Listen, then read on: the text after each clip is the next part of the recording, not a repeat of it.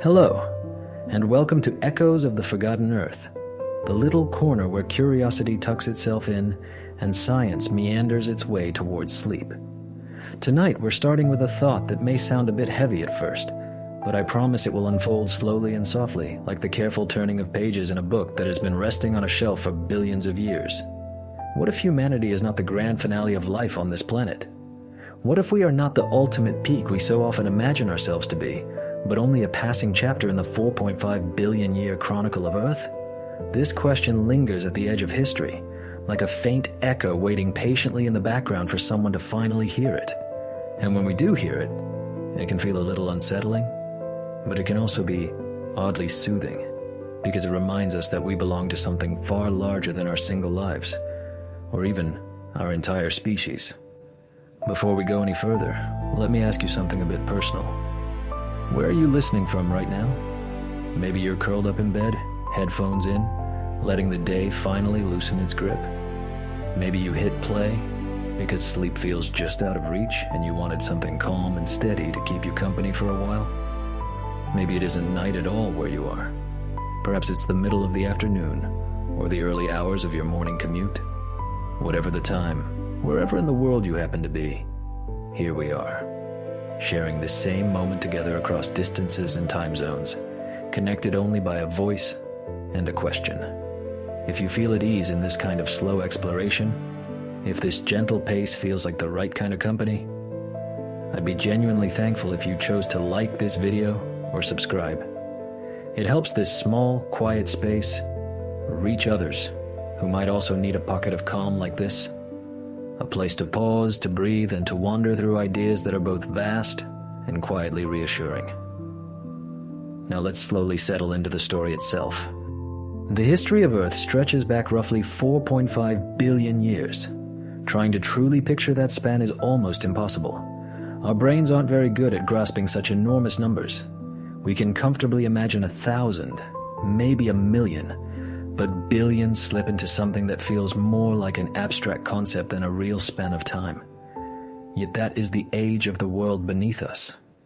And for nearly all of that time, we were nowhere to be found. No humans, no early hominins, not even mammals for the majority of it. When you look at Earth's timeline, our appearance is so brief it hardly shows up at all. A thin scratch at the very end of a very long scroll. Try imagining Earth's entire history compressed into a single day. The planet forms at midnight, a glowing sphere of molten rock under a chaotic sky. The first simple life appears at about 4 in the morning, tiny primitive microbes drifting in the ancient seas. Multicellular organisms don't arrive until the evening. Dinosaurs don't stride onto the scene until late at night. In this 24-hour metaphor, humans appear only in the final seconds before the next midnight. Civilizations, cities, everything we call history would be nothing more than a single blink. And yet we often speak as if the Earth had been waiting specifically for us. As if forests grew, rivers cut their valleys, and continents inched across the globe solely in preparation for our arrival. But the truth is far more humbling. Earth has undergone countless upheavals, mass extinctions, and renewals without us. It will keep changing long after we are gone. It doesn't require our presence to complete its story. We are part of that story, yes, but only a part. One phase among many others, not the grand final act. Think for a moment about the creatures that lived long before we appeared. Trilobites crawling over seafloors 500 million years ago, their segmented shells leaving fossils that still gleam faintly in rock. Immense forests during the Carboniferous period, their strange trees towering over a world where insects grew as large as small birds. Reptiles dominating land, oceans, and sky during the age of dinosaurs. Each of these groups had its time. Each held sway over the planet for a while, shaping ecosystems in ways that defined their eras. And eventually, each of them disappeared. Sometimes their exit was gradual, sometimes abrupt, but always, sooner or later, it came. Extinction is not a rare interruption, it is the underlying pattern. Enduring stability belongs to rock and ocean, not to individual species. And so, we arrive at ourselves, humans, with our languages, our tools, our art, and our technology. We often speak as though we represent the highest point of evolution, as if intelligence, particularly our kind of intelligence, were the final goal that life had been working toward since the beginning. But what if that's not the case at all? What if our style of intelligence is just one strategy among many others, a single experiment in evolution's vast, ongoing laboratory? Maybe it will last for a while. Maybe it won't. Perhaps millions of years from now, another form of life, utterly unlike us, will step into prominence. To them, we might look like an intriguing but short-lived experiment, just as we look back at dinosaurs or ammonites today. Seen from that angle, some of the pressure quietly eases. Because if we are temporary, if we are not the climax but only a chapter, then it isn't our burden to finish the story. Our role is not to be everlasting, but to be present in our moment, to exist fully within it, to leave what traces we can, and to understand that those traces will eventually fade. Earth has a patience we can barely grasp. Mountains rise and are worn down. Oceans open and close. Climates swing. Species appear. Species vanish. We are not outside that rhythm. We belong to it. Even the things we think of as monuments that will stand the test of time, skyscrapers, satellites, great paintings, even the global web of digital connections, are fragile when seen against the backdrop of deep time. Given enough years, stone splits and falls apart, metal corrodes, orbits decay, electronics fail. The fossilized remains of trilobites will almost certainly outlast most of our proudest achievements. Earth keeps its longest memories in rock and sediment, not in servers or online archives. Our imprints might persist for a while, but in the end, they too will be buried, altered, or erased. And perhaps that isn't something we need to grieve. There may be a gentler kind of comfort in recognizing that the story continues without us. Every species before us has eventually yielded its place, and every extinction has created room for something new. Dinosaurs vanish, and mammals flourish. Towering ferns recede, and flowering plants spread. Microbes wait out disasters in hidden corners, and then quietly reclaim the world when conditions improve. If we disappear one day, life will not end. Forests will grow back. Oceans will refill with strange and marvelous creatures. It's even possible that some form of intelligence will arise again, but in a shape we would barely recognize. Maybe birds, or cephalopods, or something entirely new will carry the flame of awareness into the distant future. And here is the curious part. Even if that happens, even if humans vanish completely, our presence will still have mattered. Not because we lasted forever, but because we were part of the stream. We altered Earth, left our signatures in its layers, and inhabited our brief stretch of its immense narrative. To be temporary is not to be meaningless. It is to be woven into a fabric so enormous that no single thread is required to hold everything together. So as we begin this exploration tonight, try to hold the question not as something dark or fatalistic, but as something spacious. What if humanity is not the summit, but a stage? What if our role in Earth's tale is not its ending, but just one of many moments unfolding across a timeline far too vast to fit entirely inside our minds? If we want to understand why humanity may be only a fleeting chapter in Earth's expansive history, we have to step backward, far backward, to a time when there was no sign of us at all. No forests, no animals, not even so much as a blade of grass. Picture the young Earth in its earliest days, 4.5 billion years ago. It wasn't the blue and green world we know now, but a glowing orb of molten rock, battered constantly by asteroids, simmering beneath a young sun that shone weaker than it does today, yet was still fierce. The atmosphere was unbreathable. There were no oceans yet. The idea of life, as far as we can tell, simply didn't exist. This was a world shaped by fire and rock, where the surface cooled only to be ripped open again and again by incessant impacts from space. We call this interval the Hadean Eon, named after Hades, the Greek underworld, because it truly resembled a kind of hell. Volcanoes erupted without end. There were no continents as we recognize them today. The sky was heavy with choking toxic gases. And yet, from within this turmoil, the first steps toward the familiar world began. Gradually, the bombardment from space eased. The crust cooled and thickened, water started to collect. Some of it arrived bound up in comets and asteroids. Some of it condensed from steam released by volcanic eruptions, falling as rain. For millions upon millions of years, rain fell onto the young crust, drop after drop, until the low places filled and the first oceans spread across the planet. Try to imagine that rainfall measured not in minutes or days, but in ages. The slow accumulation of water until it formed seas stretching beyond any horizon. Those oceans at first were silent. They held no fish, no seaweed, no coral reefs. No plants lined their shores. They were vast chemical laboratories churning minerals and molecules together, stirred by tides and warmed by heat rising from beneath the crust. And in those conditions, something astonishing happened. We don't yet know the precise recipe, and scientists still debate the details. But somewhere in those quiet ancient waters, life began. The earliest microbes, so tiny they'd be invisible to the naked eye, emerged and discovered a way to copy themselves. They had no nervous systems, no consciousness, nothing that we would recognize as thought. But within them they carried something entirely new, the ability to grow, to respond, to change, to evolve. This is where the story of life on Earth truly starts. Without those first microscopic pioneers, nothing else would have followed.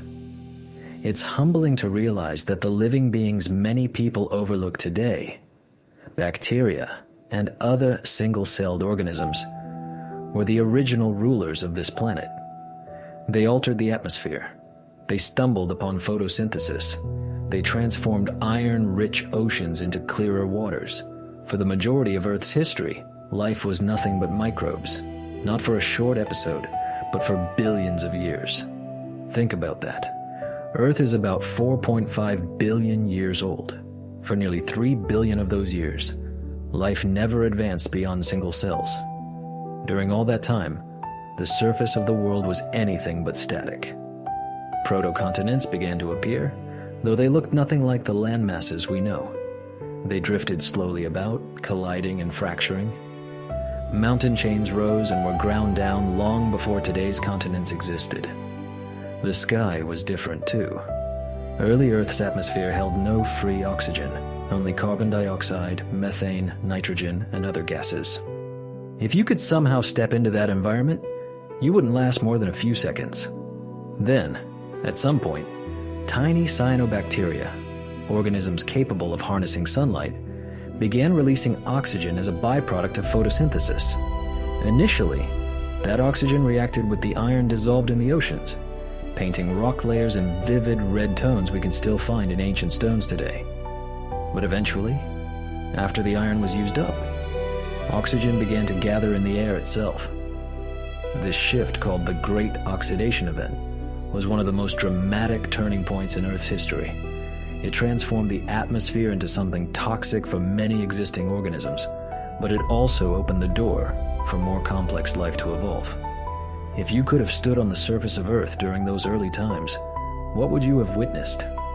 You would have seen harsh landscapes, volcanic islands scattered across an enormous global ocean, bare rock free of vegetation, skies tinged with odd colors from volcanic gases, lightning cracking across thick clouds.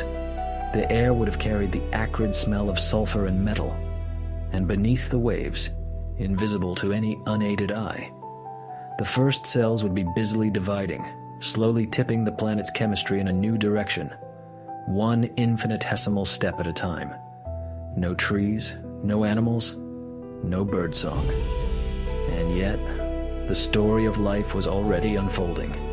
It's easy to skim past this part of the tale because it doesn't have the cinematic flair of dinosaurs or the relatable familiarity of mammals. Microbes don't leave giant skeletons for museum halls. Children don't usually fill sketchbooks with bacteria roaming primordial seas. But in many ways, microbes are the central characters in Earth's biography. Without them, our atmosphere never would have become breathable. Without them, the conditions for complex organisms, including us, would never have been set. Every breath you draw is made possible by the work of uncountable generations of microscopic ancestors that gradually filled the air with oxygen. It's worth keeping that in mind when we ask whether humans truly sit at the top of life's hierarchy. If we define dominance by sheer duration, microbes win by a staggering margin. They have been here from nearly the beginning, and they're here now. They outnumber us by unimaginable factors. They outweigh us. They endure in environments we can't even approach, from boiling hot springs to radioactive waste, from acidic pools to the crushing pressures of the deep ocean. We often treat intelligence as life's ultimate triumph. But if survival is the standard, then whatever crown there is belongs not to us, but to the microbes that have persisted through every catastrophe Earth has ever seen. Looking back at this earliest chapter, our own place in the story starts to look very fragile indeed. Life didn't begin with us, and it certainly doesn't depend on us. Earth's first inhabitants were not humans, not animals, not even anything you could see without a microscope. And yet those tiny cells shaped the future in ways beyond anything they intended or understood. They weren't planning for forests or insects or mammals or people. They were simply surviving, adjusting, dividing, continuing. Maybe there's a lesson for us in that. Survival, it seems, isn't about being the most spectacular or the most clever. It's about learning how to fit into the planet's changing rhythms, no matter how harsh those rhythms may be. Earth has never guaranteed permanence to any of its residents. It didn't to trilobites, it didn't to dinosaurs, it didn't to the vast primeval forests. It will not to us. What it does favor, over and over again, is adaptability, patience, and resilience. Microbes embody those traits in abundance. That's why they are still here, still flourishing, still quietly at work long after countless other species have come and gone.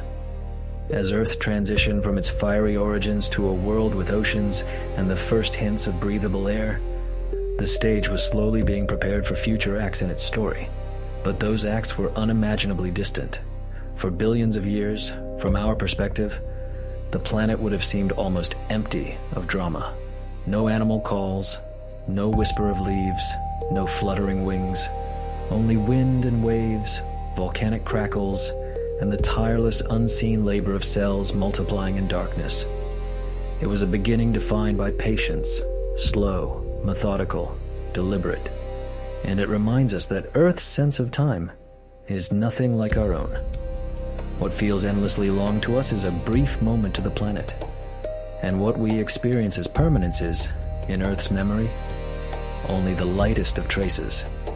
If you could step back into those earliest eras of Earth's past, long after the blazing violence of its formation had settled and the oceans had spread across its surface, you still wouldn't find towering dinosaurs, lush jungles, or even the simplest blade of grass. You would be standing on a world ruled almost entirely by beings too small to see. It's a strange picture to hold in your mind, because when we imagine life, we usually think of forms we can touch, or at least clearly observe. Animals, plants, familiar creatures. For most of Earth's history, however, the true monarchs were microorganisms. They didn't just survive, they flourished. And in doing so, they reshaped the planet more profoundly than any later creature, including us. Even the timeline of their reign is staggering. Microbes emerged over 3.5 billion years ago, more than 3,500 million years in the past. To get a sense of that, imagine compressing Earth's entire history into a single calendar year. In that version, microbes appear sometime in mid-February. Humans wouldn't arrive until the last few minutes of December 31st. That means microscopic life had most of the year, almost the entire story, to itself.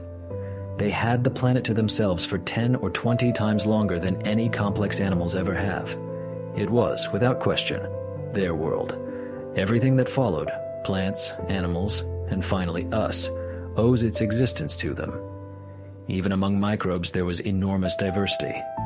Some belonged to the group we now call bacteria, others to archaea, two of life's three great domains that still dominate the planet today. They evolved astonishing ways to harvest energy from whatever environment they found themselves in. Some fed off minerals dissolved in seawater. Others drew energy from chemical reactions near volcanic vents on the seafloor.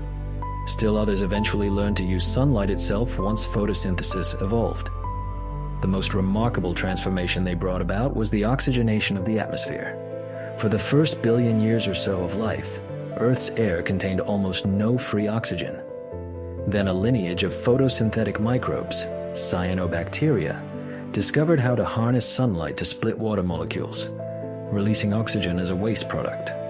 That might sound like a minor biochemical detail, but it altered the planet's course completely. To many existing organisms, oxygen was poisonous. Its buildup in the oceans and atmosphere triggered one of the earliest known mass extinctions, killing off huge numbers of species that had thrived in an anoxic world. But for those that could withstand or exploit oxygen, it was a revolution. Oxygen made it possible to extract far more energy from food. That extra energy laid the groundwork for the evolution of larger, more complex cells, and ultimately for multicellular life. Scientists call this atmospheric shift the Great Oxidation Event, and it stands as one of the clearest examples of life dramatically transforming its own planet. The irony is profound. The tiniest life forms, invisible to the naked eye, quietly re-engineered the sky. They did not intend to, of course. Microbes don't plan, they simply survive and replicate. Yet in doing so, they unknowingly wrote the preface to everything that would follow. Forests, animals, humans, and our technologies.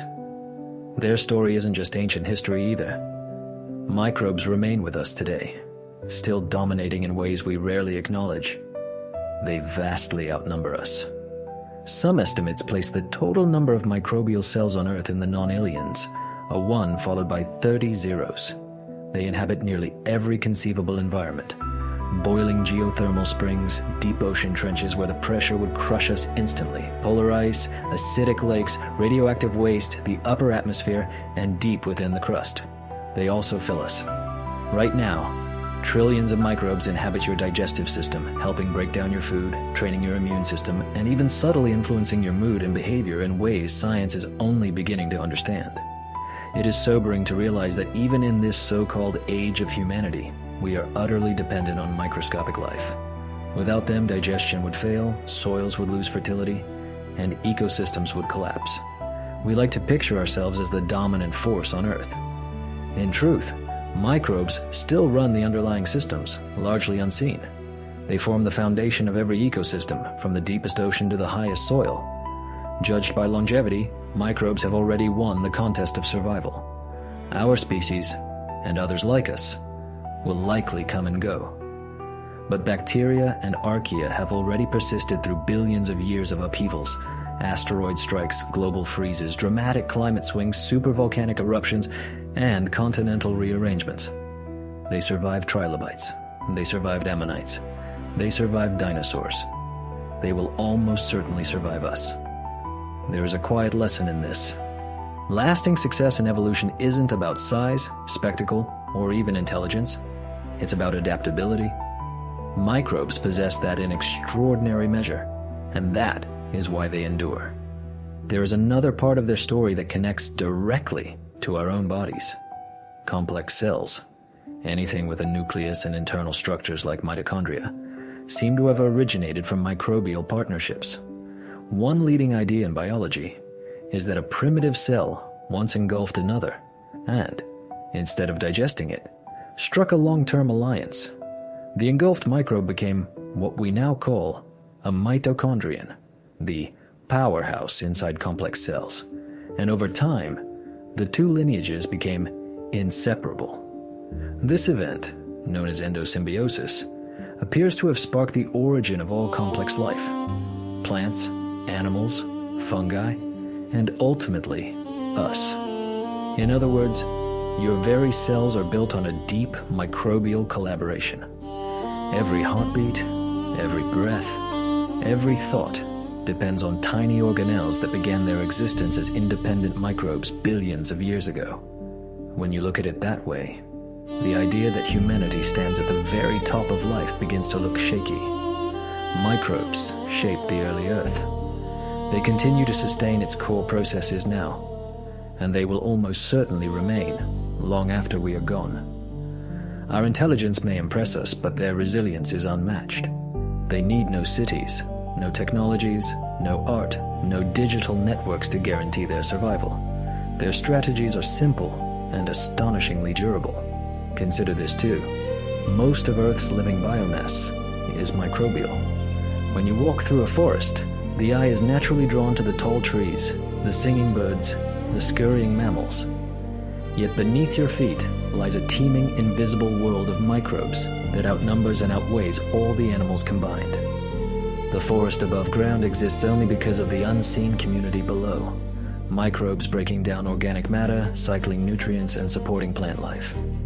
It's a reminder that what we notice most is not always what matters most. If you could zoom far enough out in time, the age of microbes would dominate the record of life. Our own era, if it even gains a name, will be a thin sliver by comparison. Microbes will occupy volume upon volume of Earth's history. Our contribution, in the fossil record and the sedimentary layers, will likely amount to a slim chapter. And perhaps that's how it should be. They were here first. They have proved they can outlast calamity after calamity. They are, in a very real sense, the quiet monarchs of this planet, whether we recognize them or not. As we wonder whether humanity is just a temporary phase, it helps to remember that we inhabit a microbial world. We are, and have always been, guests. We've certainly made dramatic changes to climate, to landscapes, to other species. But the hosts remain the same. Tiny organisms that began their rule billions of years before we arrived. They demand no acknowledgement. They have no idea they're in charge. But in functional terms, they are. And when our species eventually fades away, as all species do, microbes will continue their endless work.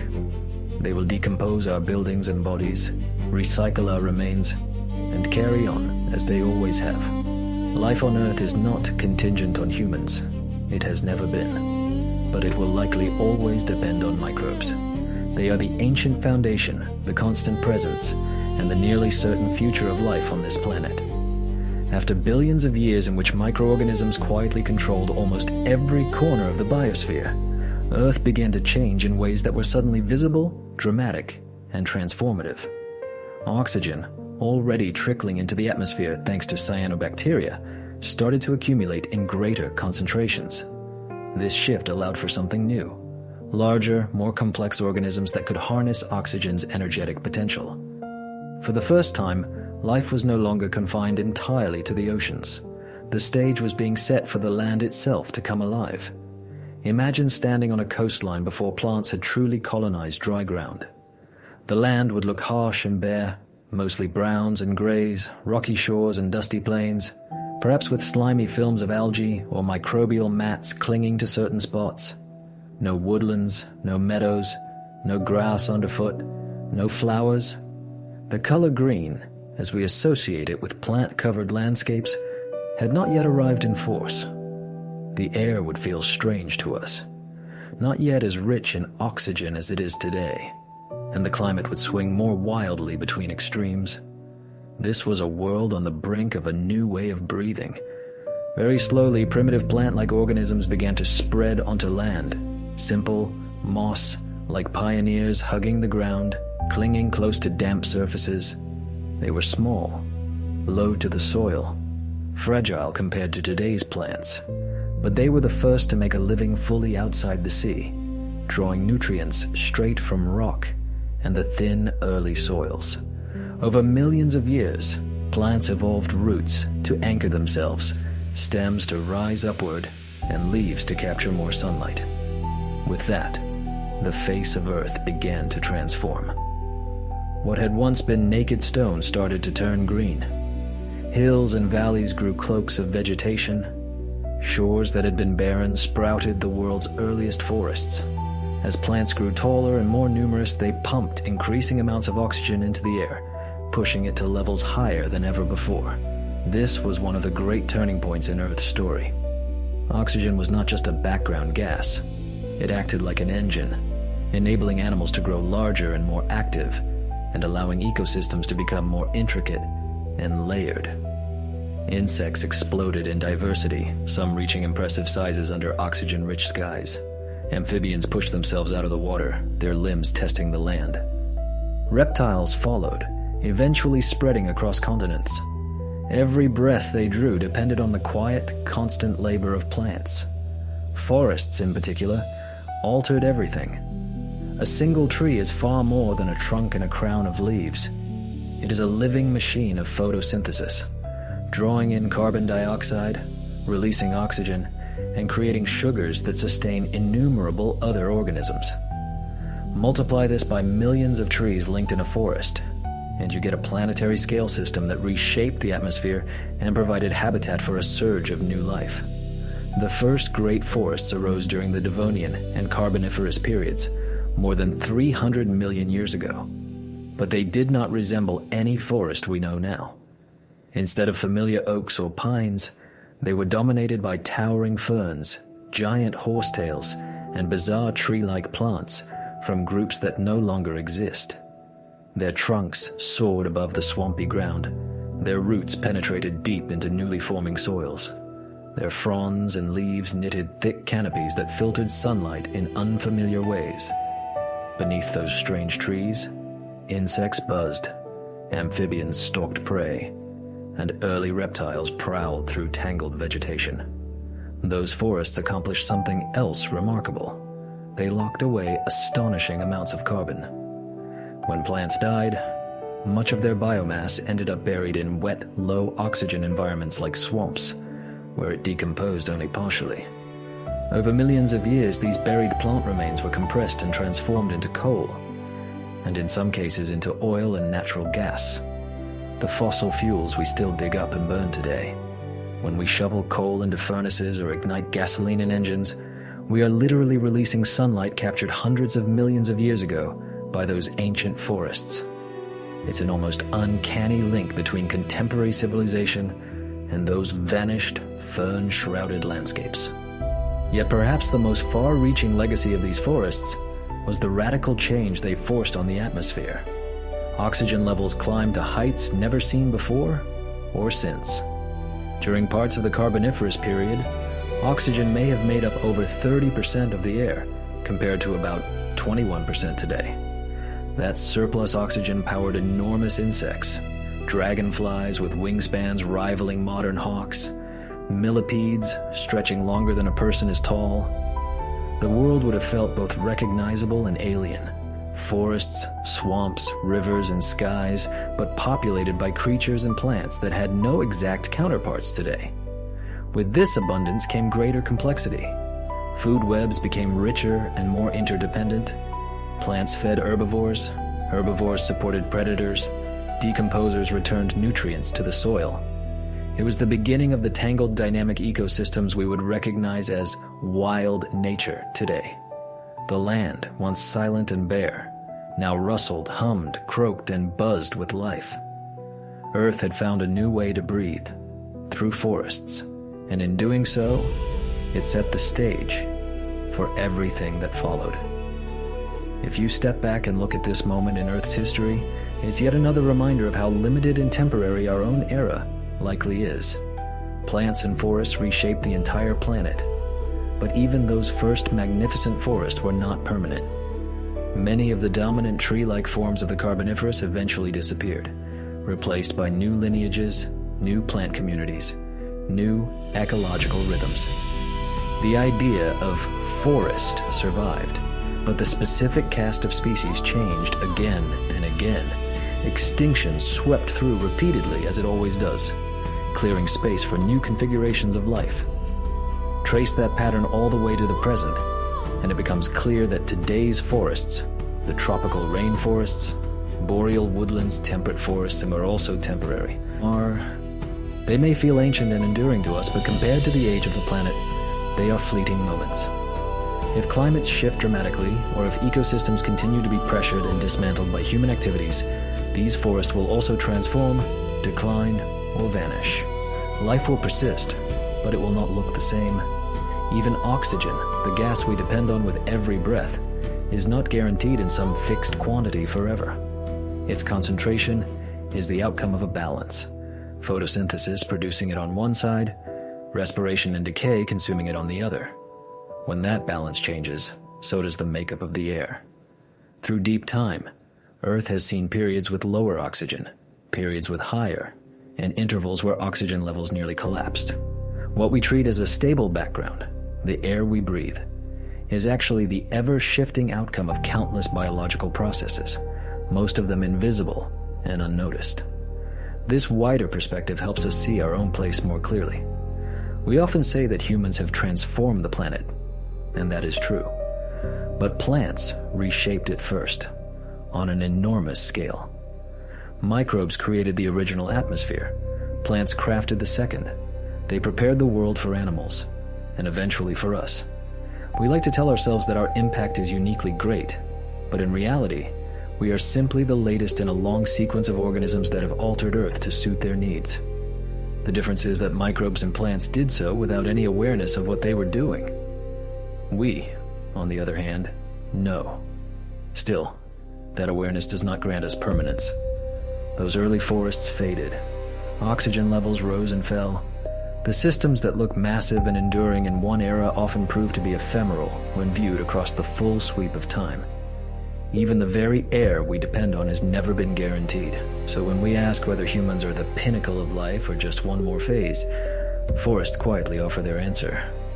They show that dominance comes and goes, that no arrangement lasts indefinitely, and that even the most dramatic transformations eventually give way to new ones. The planet is always learning new ways to breathe, always rewriting its own rhythms. When we look back over the history of life on Earth, it's tempting to imagine a smooth upward journey.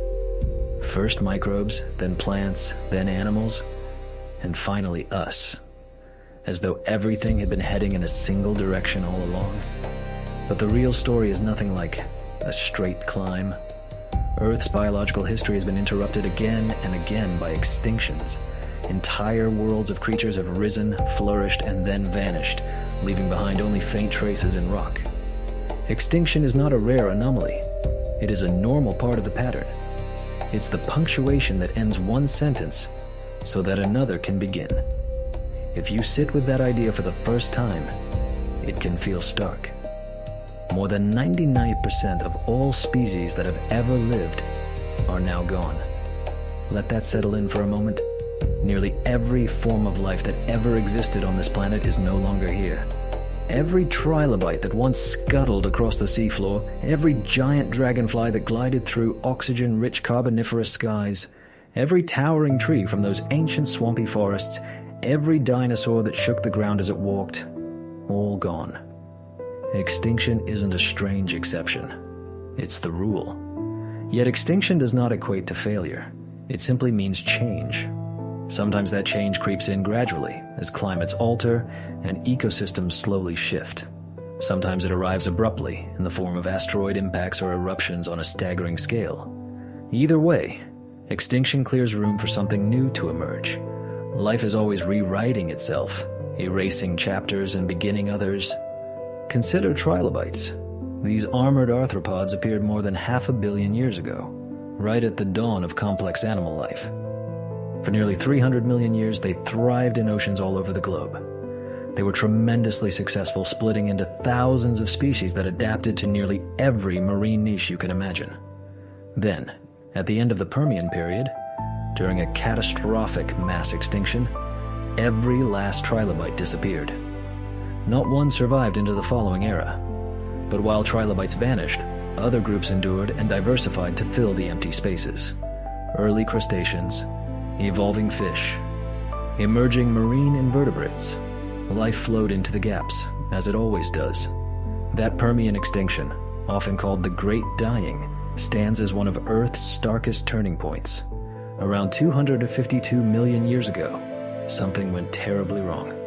Enormous volcanic eruptions in what is now Siberia spewed huge amounts of carbon dioxide and other gases into the air, driving relentless warming and acidifying the oceans. Temperature soared. Marine environments became hostile. Land ecosystems crumbled. An estimated 90% or more of marine species and about 70% of land species were wiped out. Life, as far as we can tell, came closer to total annihilation than at any other known time. And yet, it did not end. From that devastation, new beginnings arose. The extinction that closed the Permian era cleared the stage for a lineage of reptiles that would come to dominate: the dinosaurs. Without that great dying, reptiles might never have achieved such sweeping dominance on land. In this sense, extinction acted as a brutal reset, closing one world in order to open another. The dinosaurs themselves eventually faced a similar fate. For more than 150 million years, they were astonishingly successful, diversifying into countless forms, from long-necked giants that browsed treetops to swift predators, from armored beasts to bird-like hunters. Then, about 66 million years ago, a large asteroid struck what is now the Yucatan Peninsula. The impact unleashed unimaginable energy. Fires raged across continents. Tsunamis raced across oceans. Dust and aerosols filled the sky, blocking sunlight and triggering a kind of nuclear winter. Plants withered. Food webs collapsed. In the aftermath, all non-avian dinosaurs disappeared. Yet again, extinction was not the end of life. It was another turning of the page.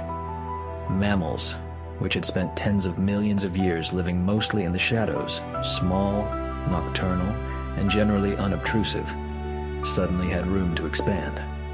With the great reptiles gone, mammals diversified swiftly, evolving into the many lineages that would eventually include primates, and much later, humans.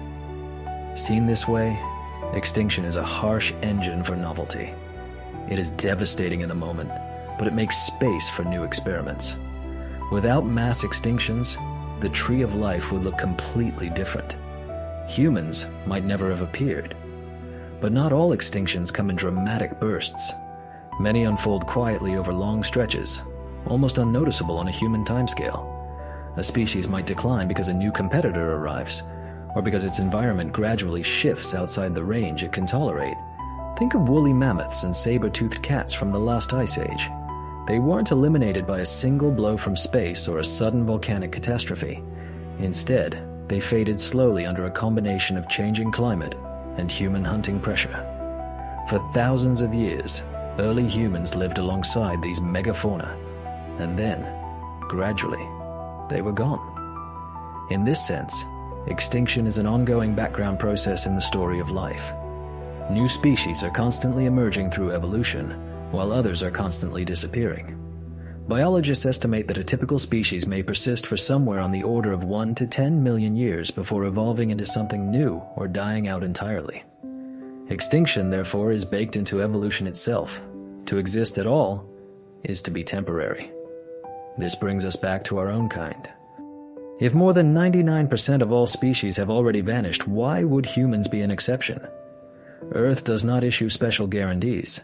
We like to think we're unique, and in many ways we are. But we are still subject to the same ecological and geological forces that ended trilobites, ammonites, mammoths, and dinosaurs. Our intelligence gives us powerful tools for adaptation, but no tool is perfect. Environments change, catastrophes strike, and eventually, even the most dominant species yields its place.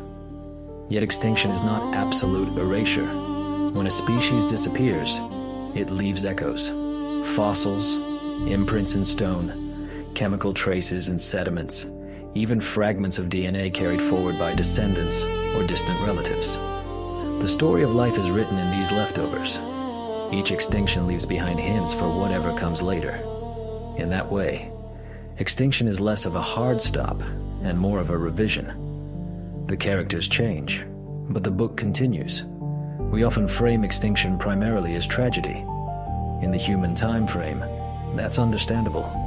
When we lose rhinos, tigers, coral reefs, or countless less familiar species today, it feels like a deep wound.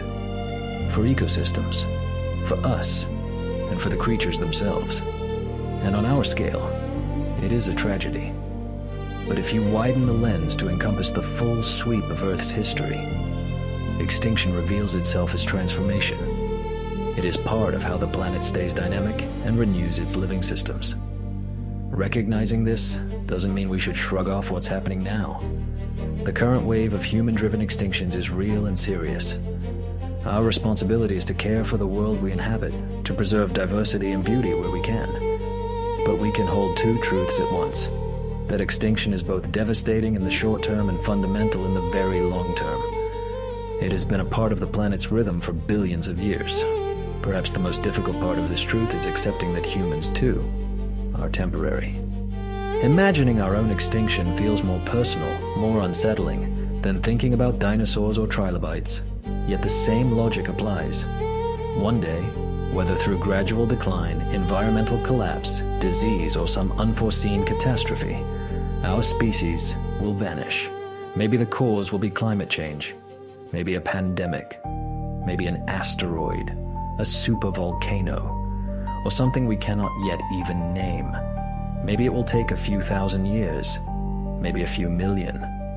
In any case, the odds that we will continue indefinitely are not on our side.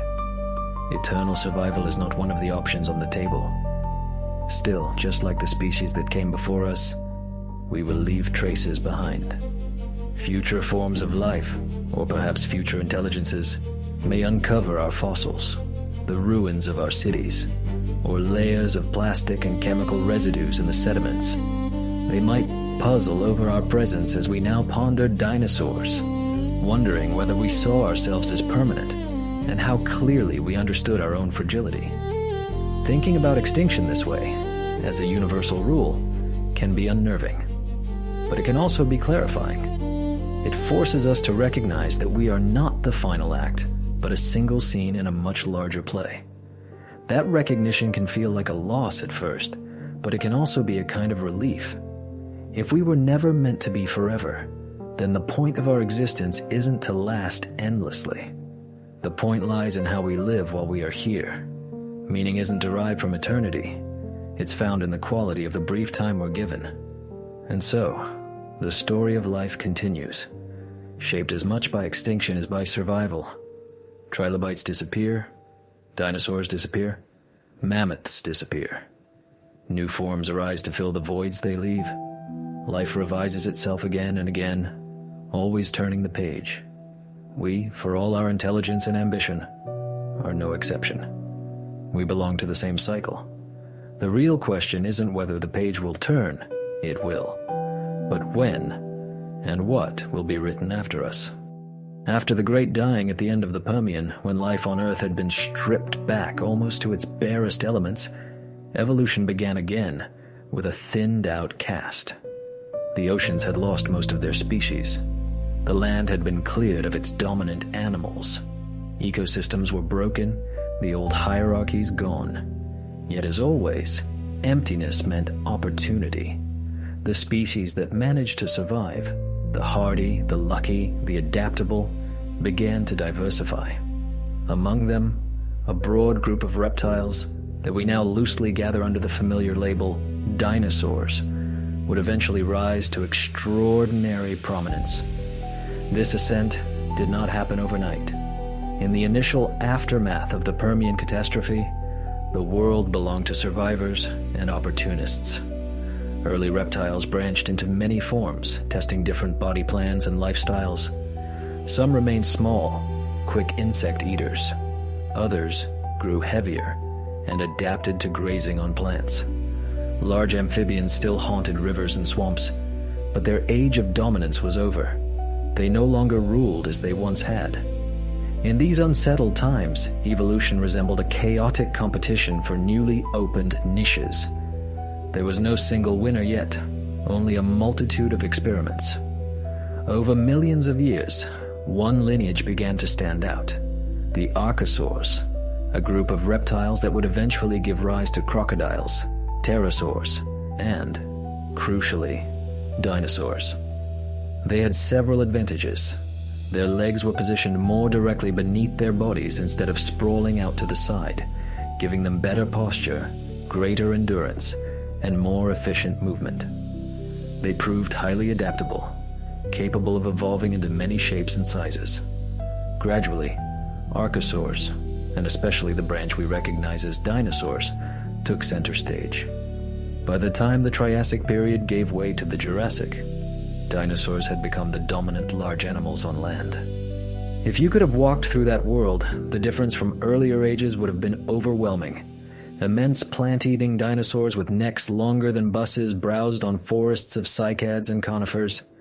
Fearsome carnivores, some as big as trucks, prowled across plains and through woodlands, hunting or scavenging. The skies, too, were ruled by reptiles, pterosaurs gliding and flapping on wide, leathery wings. In the oceans, sleek ichthyosaurs and long-necked plesiosaurs hunted fish and other marine life. It truly was an age of reptiles, with dinosaurs at the heart of the drama. What made them so successful?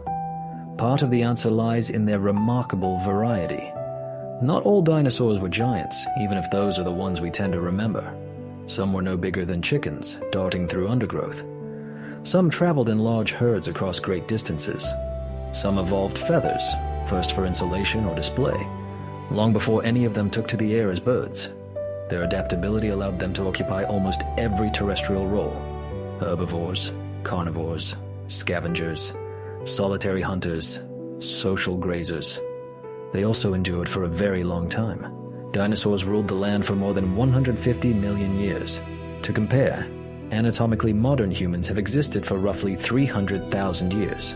Our entire species' existence is a mere fraction of a percent of the dinosaur era.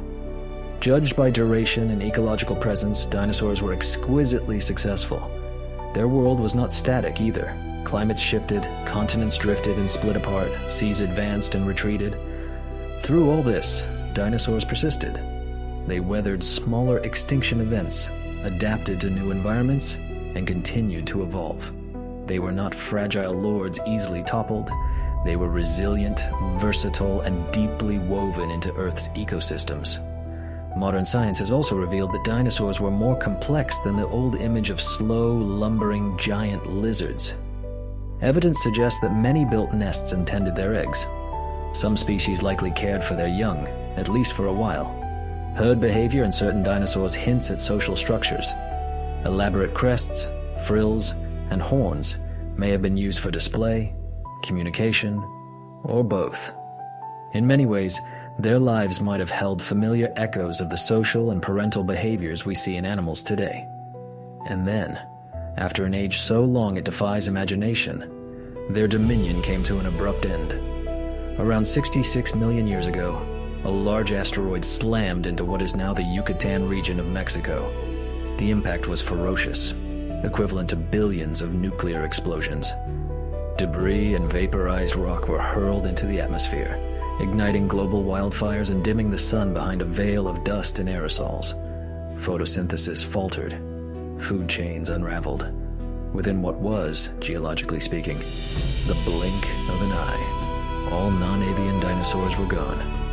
But again, not everything ended.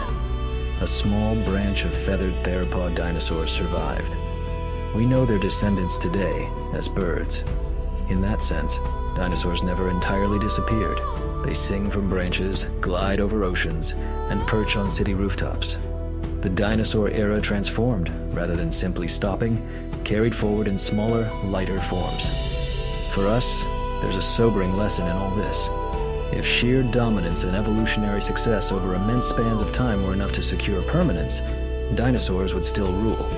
They had diversity, ecological breadth, physical power, and resilience, yet they fell, undone largely by an accident from space. Our intelligence is powerful, but we too live on a restless planet orbiting through a cosmic shooting gallery. Asteroids, supervolcanoes, shifting climates, and our own technological risks all lie beyond perfect control. The fall of the dinosaurs reminds us that no matter how great a reign appears, it is still temporary. But their story also underscores a more hopeful truth. Endings create openings. Without the asteroid impact that ended the age of dinosaurs, mammals might never have risen into the vacant niches. Without mammals, primates may not have evolved. Without primates, humans would not exist. In a strange, indirect way, we owe our existence to that ancient catastrophe. The loss of dinosaurs was the opportunity for our lineage. And someday, something similar may happen again. When humanity's time ends, however that happens, other forms of life will step into the spaces we leave. As birds continue the dinosaurs' heritage, some future species or group may carry forward traces of ours, not as direct heirs perhaps, but as beneficiaries of the openings we leave behind. So the age of dinosaurs is more than a story about huge reptiles. It's a lesson in impermanence. Even the ruling giants of their time were not exempt from change. Their story mirrors our own in that way. No chapter, however dramatic or powerful it feels while it lasts, is forever. While dinosaurs dominated the land with their immense bodies and echoing footsteps, another lineage of creatures lived quietly in the background.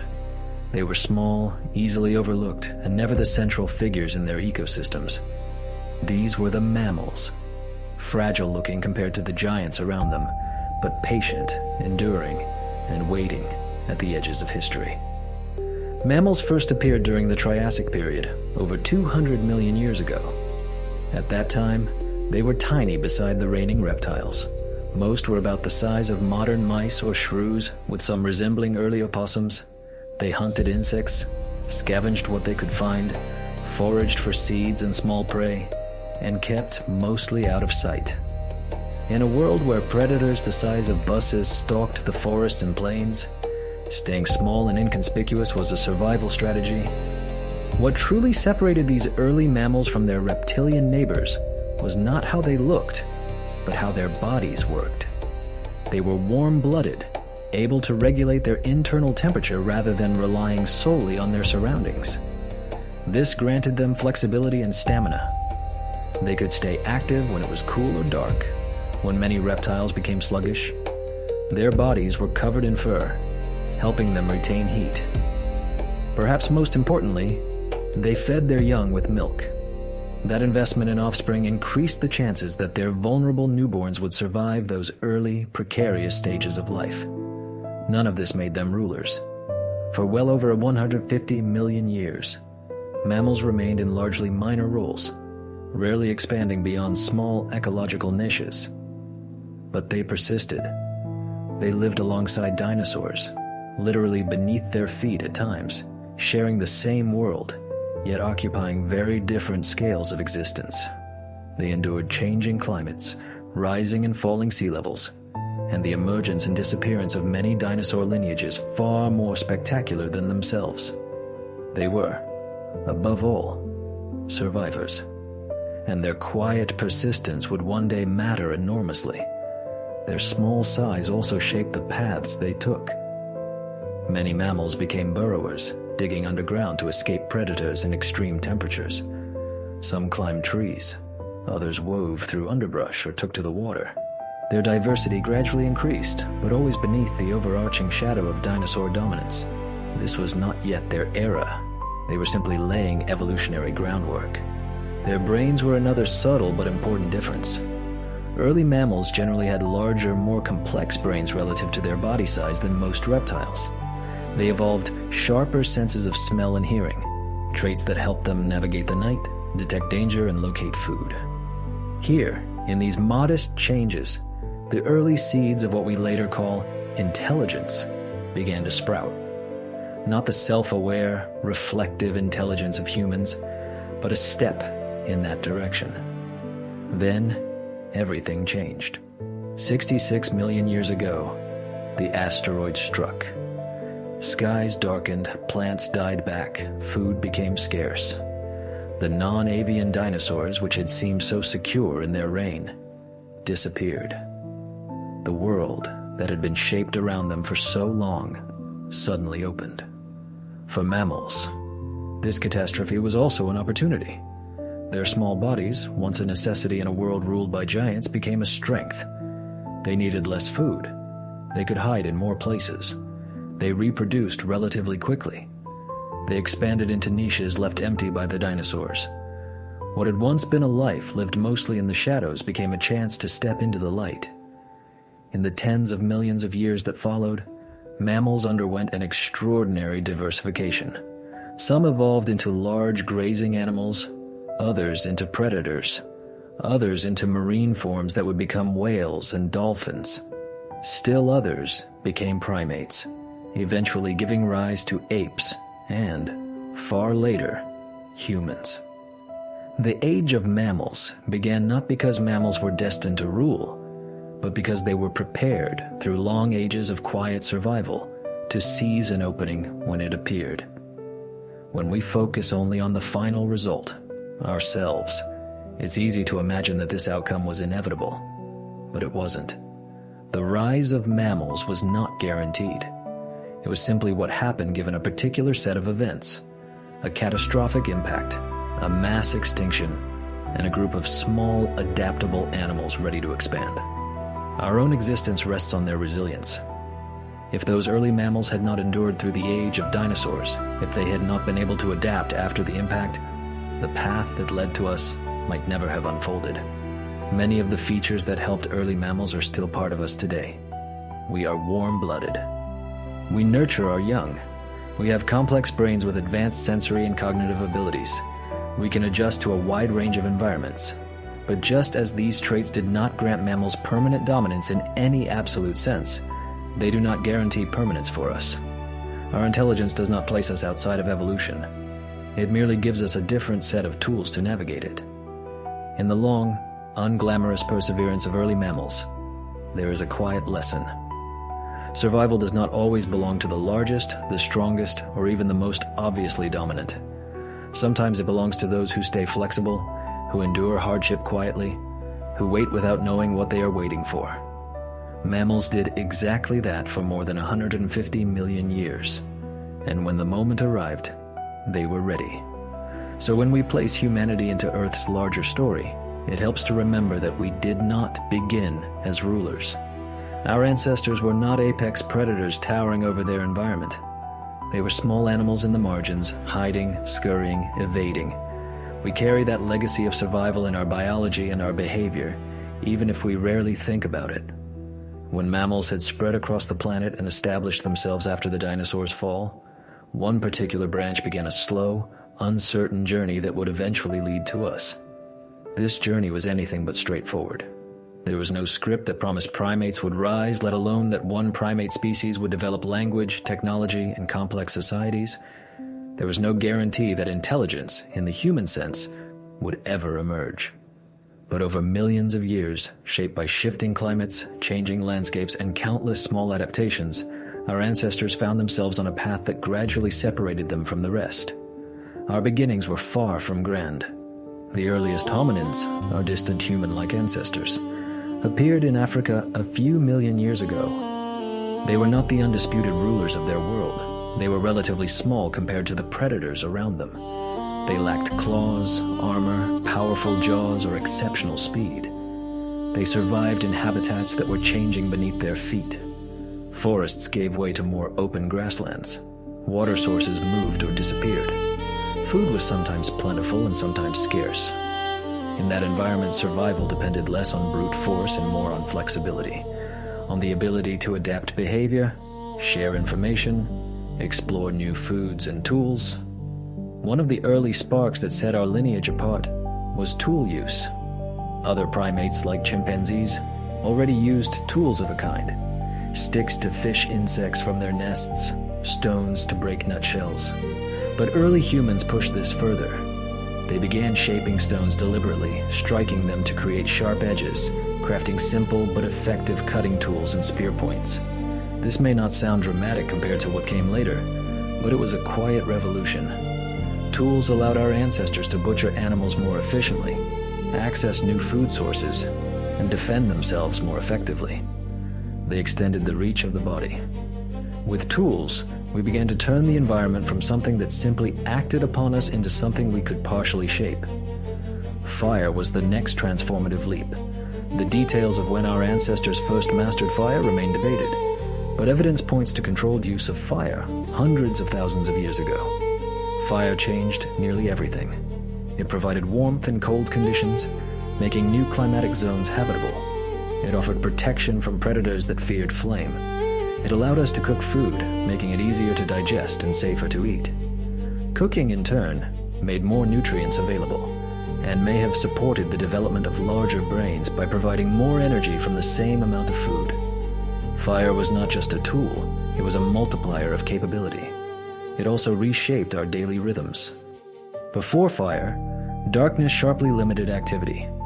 After fire, evenings became extended time.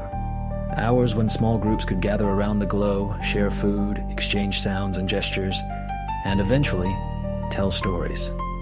Some researchers suggest that language may have deepened and flourished during those shared nights around the fire, as people had the time and safety to communicate about more than immediate survival. Whether or not that specific idea is correct, fire undoubtedly created space for reflection, social bonding, and early culture. Language itself was another profound spark. It did not appear all at once. Early communication likely began with gestures, expressions, and simple vocalizations, much like we see in other primates. Over time, these signals became more structured and flexible. Eventually, they evolved into fully developed languages capable of expressing abstract ideas, emotions, plans, and stories. With a language, humans could share knowledge across generations in far richer ways than mere imitation. Skills could be taught, memories could be preserved within a group. People could coordinate hunts, migrations, and social structures more effectively. Language turned individual experience into collective memory. It was the seed of culture in its full sense. Taken together, these two sparks, fire and language, altered the trajectory of our lineage.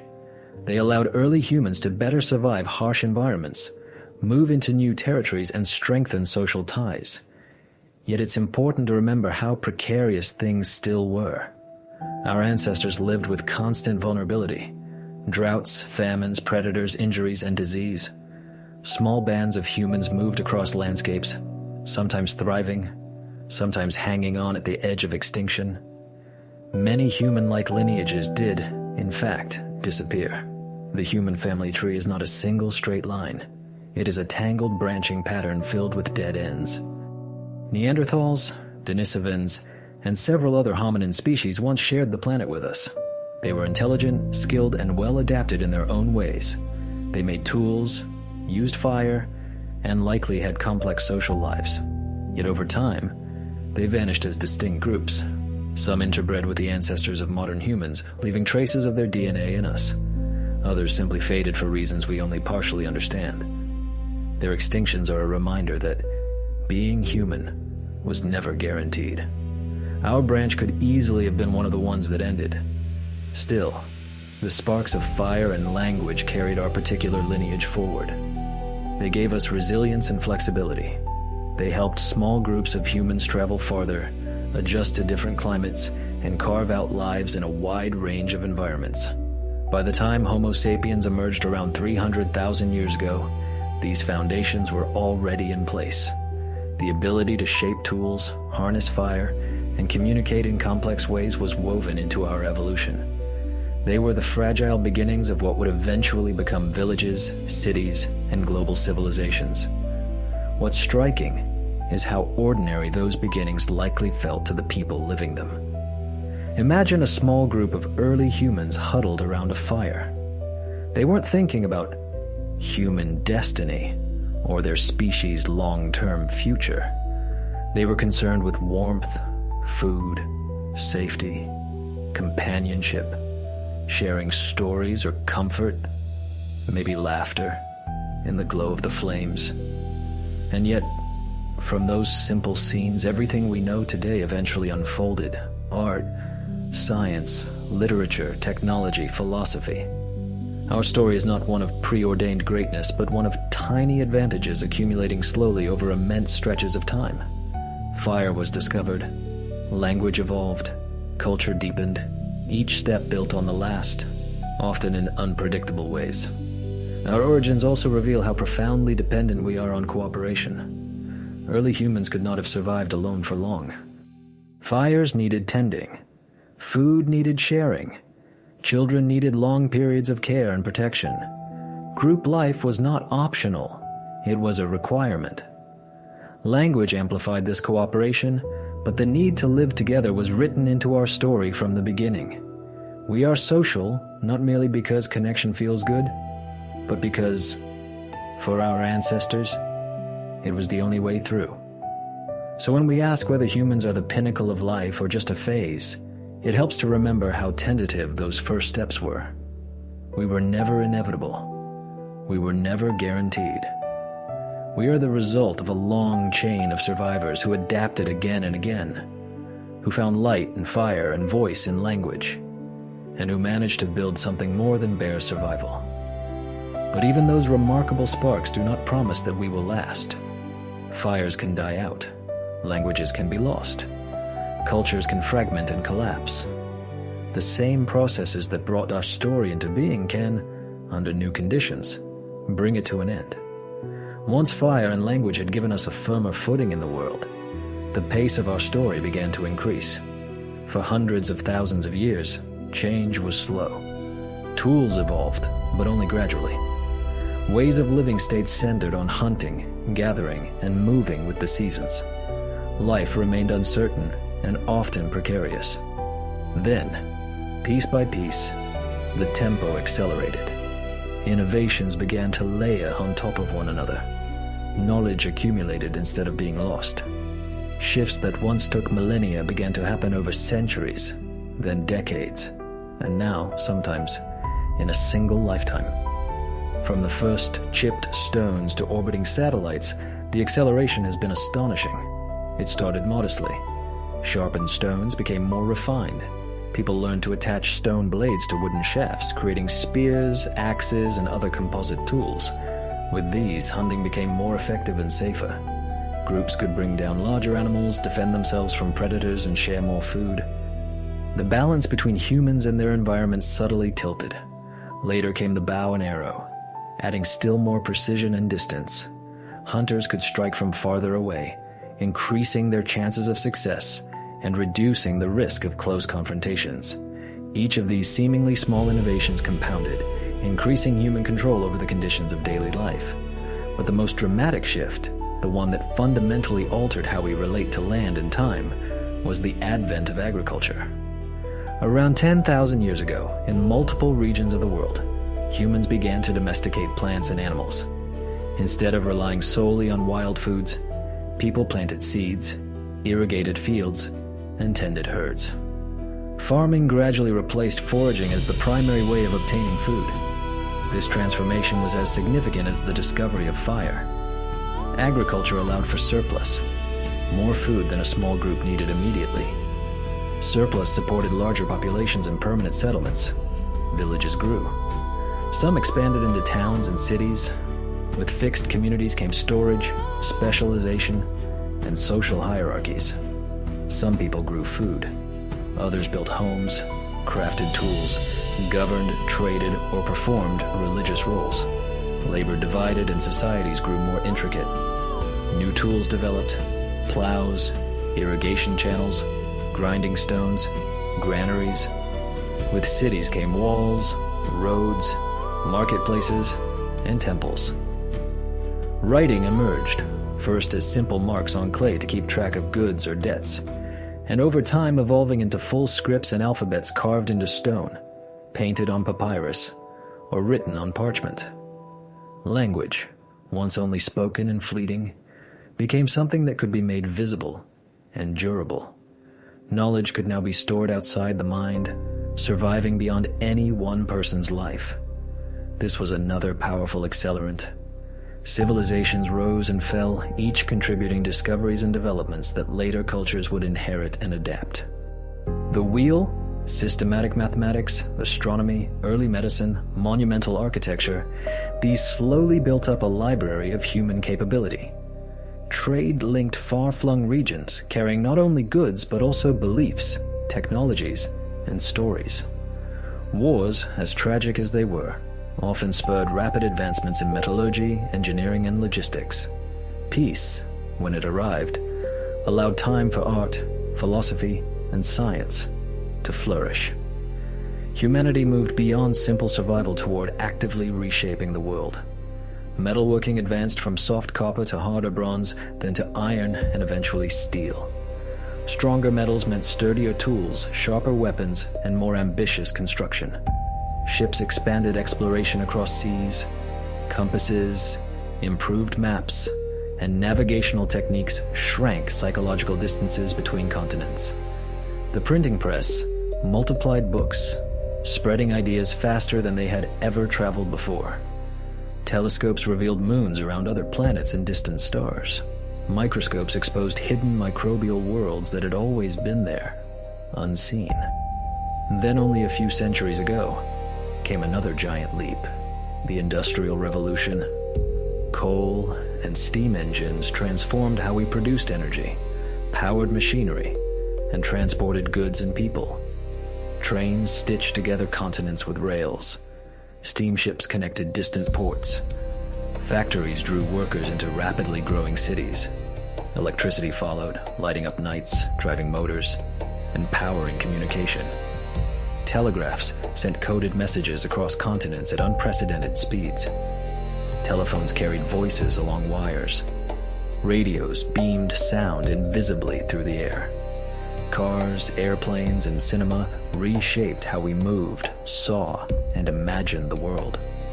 In less than 2 centuries, humanity went from horse-drawn carts to jets, from handwritten letters to instant electronic messages. Knowledge exploded. Each discovery opened paths to others in a growing cascade. Then we left the ground entirely. Rockets, first engineered as weapons, lifted satellites into orbit. Humans set foot on the moon. Robotic probes journeyed to other planets, and space telescopes captured light from galaxies billions of light years away. Stories once whispered under starry skies were now tested with measurements and machines. In only a few thousand years, a mere moment compared to Earth's age, we moved from napped stone to complex global technologies. No other known species has altered its tools, knowledge, and surroundings so rapidly. This acceleration is one of the most distinctive features of our time. But that very speed raises hard questions. How long can such acceleration continue? Is it sustainable? Or is it a brief flare that will eventually settle or burn out? Because the same tools that enable us to adapt can also amplify our ability to harm. Fire, once only a source of warmth and safety, also burns forests and cities. Agriculture, while feeding billions, has replaced diverse ecosystems with monocultures and altered soils and waterways. Industrialization has brought prosperity to many, but also filled the atmosphere with greenhouse gases, acidified oceans, and reshaped entire regions. Satellites connect the globe, but they also support systems of surveillance and warfare. Every major advance has carried both promise and risk. To us, this rapid change feels enormous, and in human terms, it is. Yet in Earth's deeper frame, even our industrial age may one day look like a brief, bright spike, a thin line in the geological record.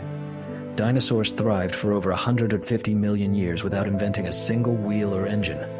Mammals lived in relative obscurity for tens of millions of years before gaining prominence.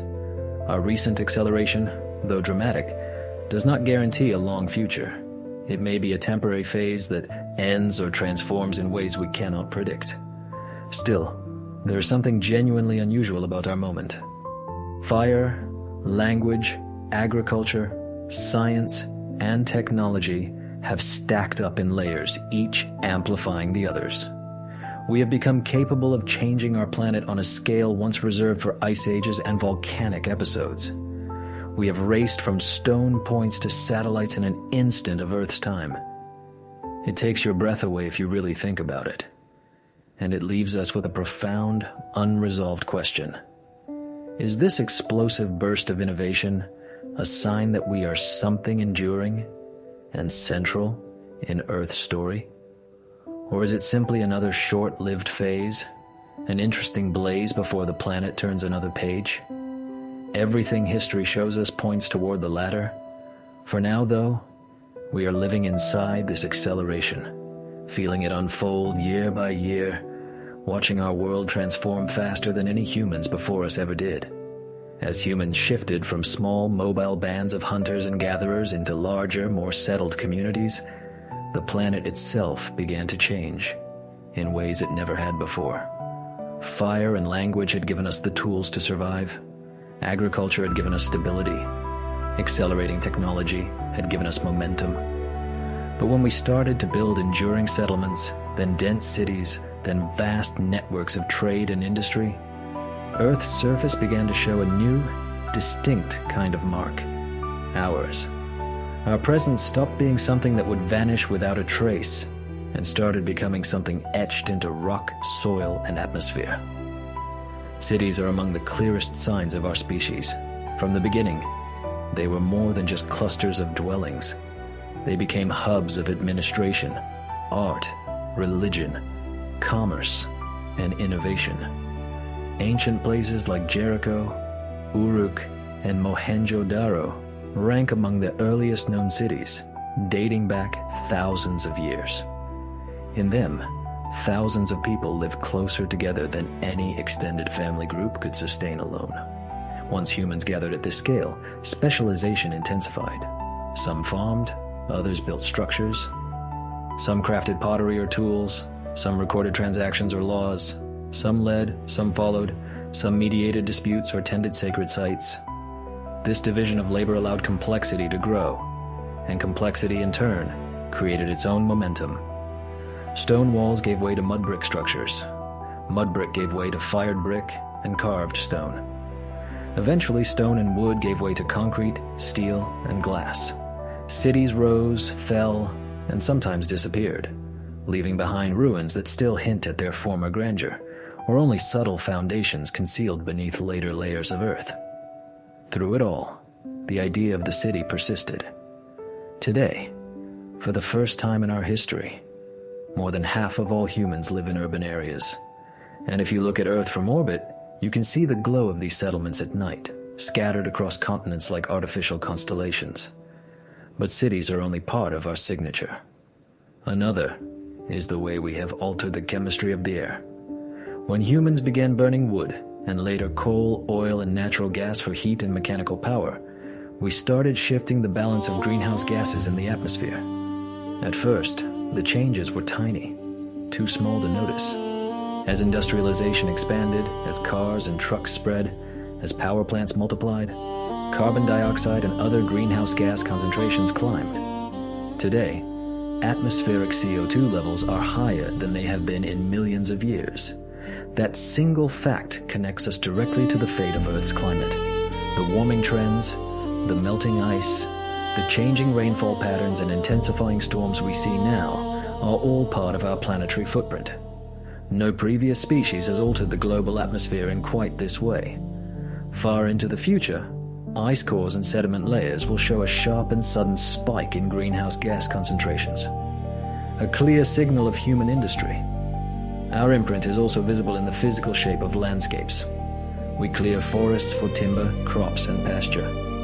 We dam rivers to store and redirect water. We blast and dig into mountains for minerals and metals.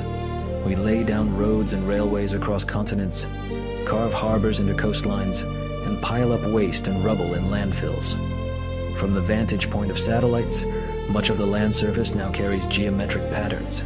Grids of fields, straight lines of highways, rectangular blocks of cities, terraces and clear cuts, all unmistakably artificial. Where Earth's surface was once shaped almost entirely by tectonic forces, glaciers, rivers, winds, and waves, it is now also shaped heavily by human hands and machines. Then, there is plastic, a relatively recent invention, barely a century old, yet now scattered practically everywhere. Plastics can be found in landfills, in rivers and oceans, in the stomachs of animals, on remote beaches, and even in the deepest ocean trenches. Tiny fragments float in the air and fall with the rain. Over time, Many of these materials will become embedded in sediments and eventually in rock.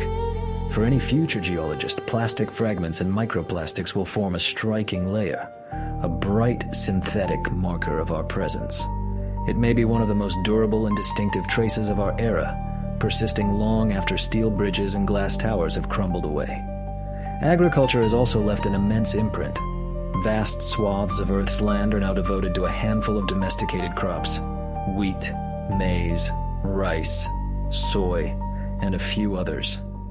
Huge numbers of domesticated animals, cattle, chickens, pigs, sheep, live and die within human-managed systems, far outnumbering many wild species. Natural ecosystems that once supported a dazzling variety of species have been replaced in many places by simplified agricultural landscapes designed around human needs.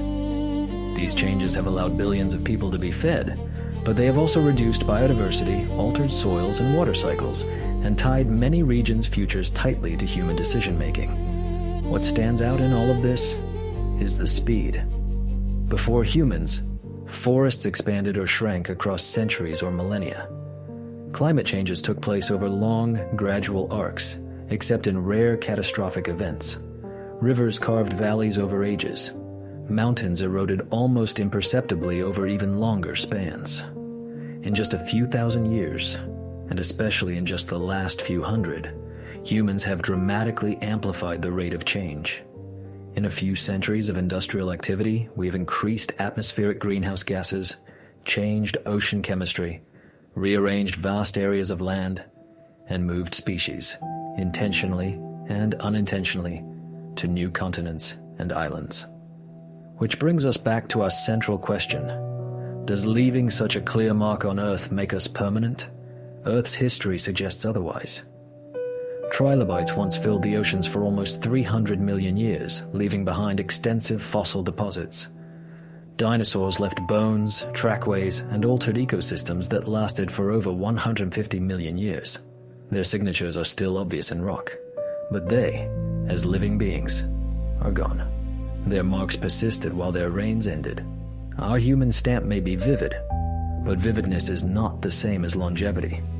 It almost certainly means that some evidence of us will endure, in altered sediments, in carbon layers, in the distribution of certain elements, in leftover artifacts buried deep underground. But it does not guarantee that we ourselves will be there to see it. In fact, the scale of our changes may contribute to our own vulnerability. A rapidly warming climate, collapsing biodiversity, and stressed ecosystems could make our long-term survival more difficult. Still, there is no denying that humans have inscribed themselves onto Earth in a way that is unlike anything that came before. From space at night, city lights trace out coastlines and river valleys. From the future's perspective in rock, the sudden jump in CO2, the plastic residues, and the rearranged fossil distributions will all shout, "Something unusual happened here." Our roads, dams, waste piles, mines, and monuments are the physical evidence of a species that moved quickly, reshaping its planet in a geological instant. Whether that makes us a pinnacle of life or merely another brief phase is the question that echoes through this whole reflection. The long view of history leans toward the idea that we are temporary, a striking, consequential, but ultimately passing chapter. Our mark may be bold and unmistakable, but it is still written in the same book as those of trilobites, dinosaurs, and countless others, subject to the same turning of pages. In recent years, a word has gained attention in science and culture, a word that carries both recognition and unease: Anthropocene. It's proposed as the name for a new epoch in Earth's geological timeline, one in which human activity is the dominant force shaping the planet's systems. The implication is that we, through our cities, industries, emissions, and consumption, have altered Earth so profoundly that an entire age could be named after us. Embedded in that idea is a subtle assumption, one that has quietly taken hold in human thinking, that our arrival marks some kind of culmination, that we are the final, decisive chapter in Earth's story. It is an appealing thought. It places us at the center, suggests that everything before was leading to this moment, to us. But when we compare this assumption to the geological and biological record, a different picture emerges. The illusion of the Anthropocene begins with scale.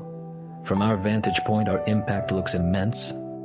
We have reconfigured landscapes, changed the atmosphere, driven extinctions, and spread our influence to nearly every corner of the globe. Compared to our distant ancestors gathered around simple campfires, what we do today seems almost godlike. But if we compare ourselves to other transformative events in Earth's history, our scale becomes more relative. Cyanobacteria once flooded the atmosphere with oxygen, fundamentally changing air, ocean chemistry, and the course of evolution. The great Carboniferous forests pulled enormous quantities of carbon out of the atmosphere and left behind coal beds that we still burn. Dinosaurs dominated ecosystems worldwide for more than 100 million years. In that context, our few thousand years of large-scale impact and our few hundred years of industry are significant, but still brief. The illusion also comes from immediacy. We live in and remember short spans, decades at most, a few generations. When we see polar ice shrinking, forests disappearing, or coral reefs bleaching, it feels like the world is irreversibly changing before our eyes. And it is, for us. The changes we witness are monumental on human timescales, but in terms of deep time, even centuries or millennia are short episodes. The asteroid that ended the dinosaurs rewrote life on Earth in a moment compared to the planet's 4.5 billion year history. The shifts we are driving now may indeed be dramatic, but they will still eventually be folded into a longer sequence of events. Earth has no reason to stop its story with us. There is also a quiet pride built into the Anthropocene label. It acknowledges correctly that humans have become a force comparable, in some respects, to volcanoes or ice sheets. No other species has dug fossil fuels from underground, split the atom, or left artifacts on the moon. But being unique is not the same as being final. Trilobites were once unique. So were ammonites. So were many ancient reef-building organisms in long-vanished forest ecosystems. Each had features that set them apart. Each shaped the world in their time. None made it permanent. What the Anthropocene idea most powerfully reinforces is our belief in direction, the sense that history is moving toward us as a goal. But Earth's story does not show a neat, upward arrow. It shows cycles, disruptions, resets, and branching experiments. Rather than a march toward a single endpoint, it looks like a series of overlapping waves.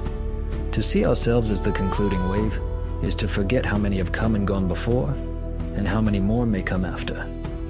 It's also important to remember how contingent our existence is.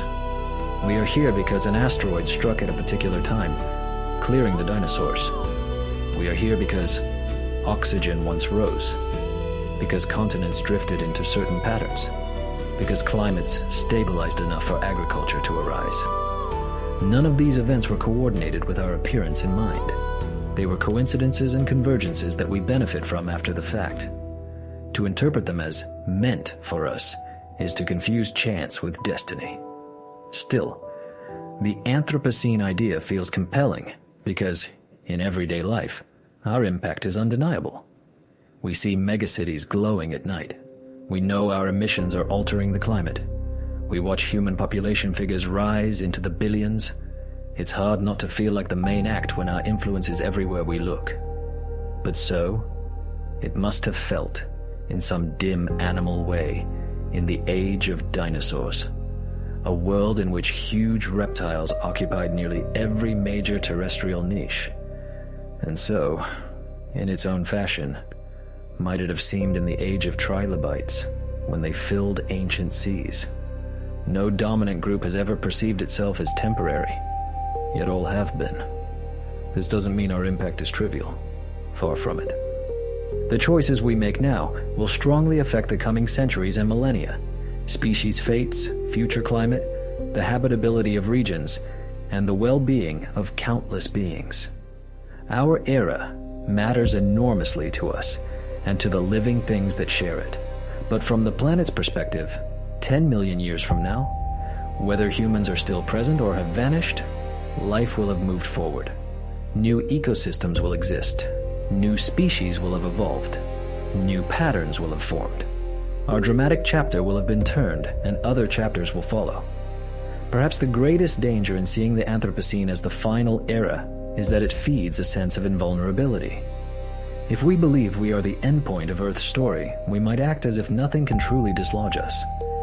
Yet the same forces that ended countless ages, asteroid impacts, supervolcanic eruptions, runaway climate changes, pandemics, and now our own technological risks, still operate.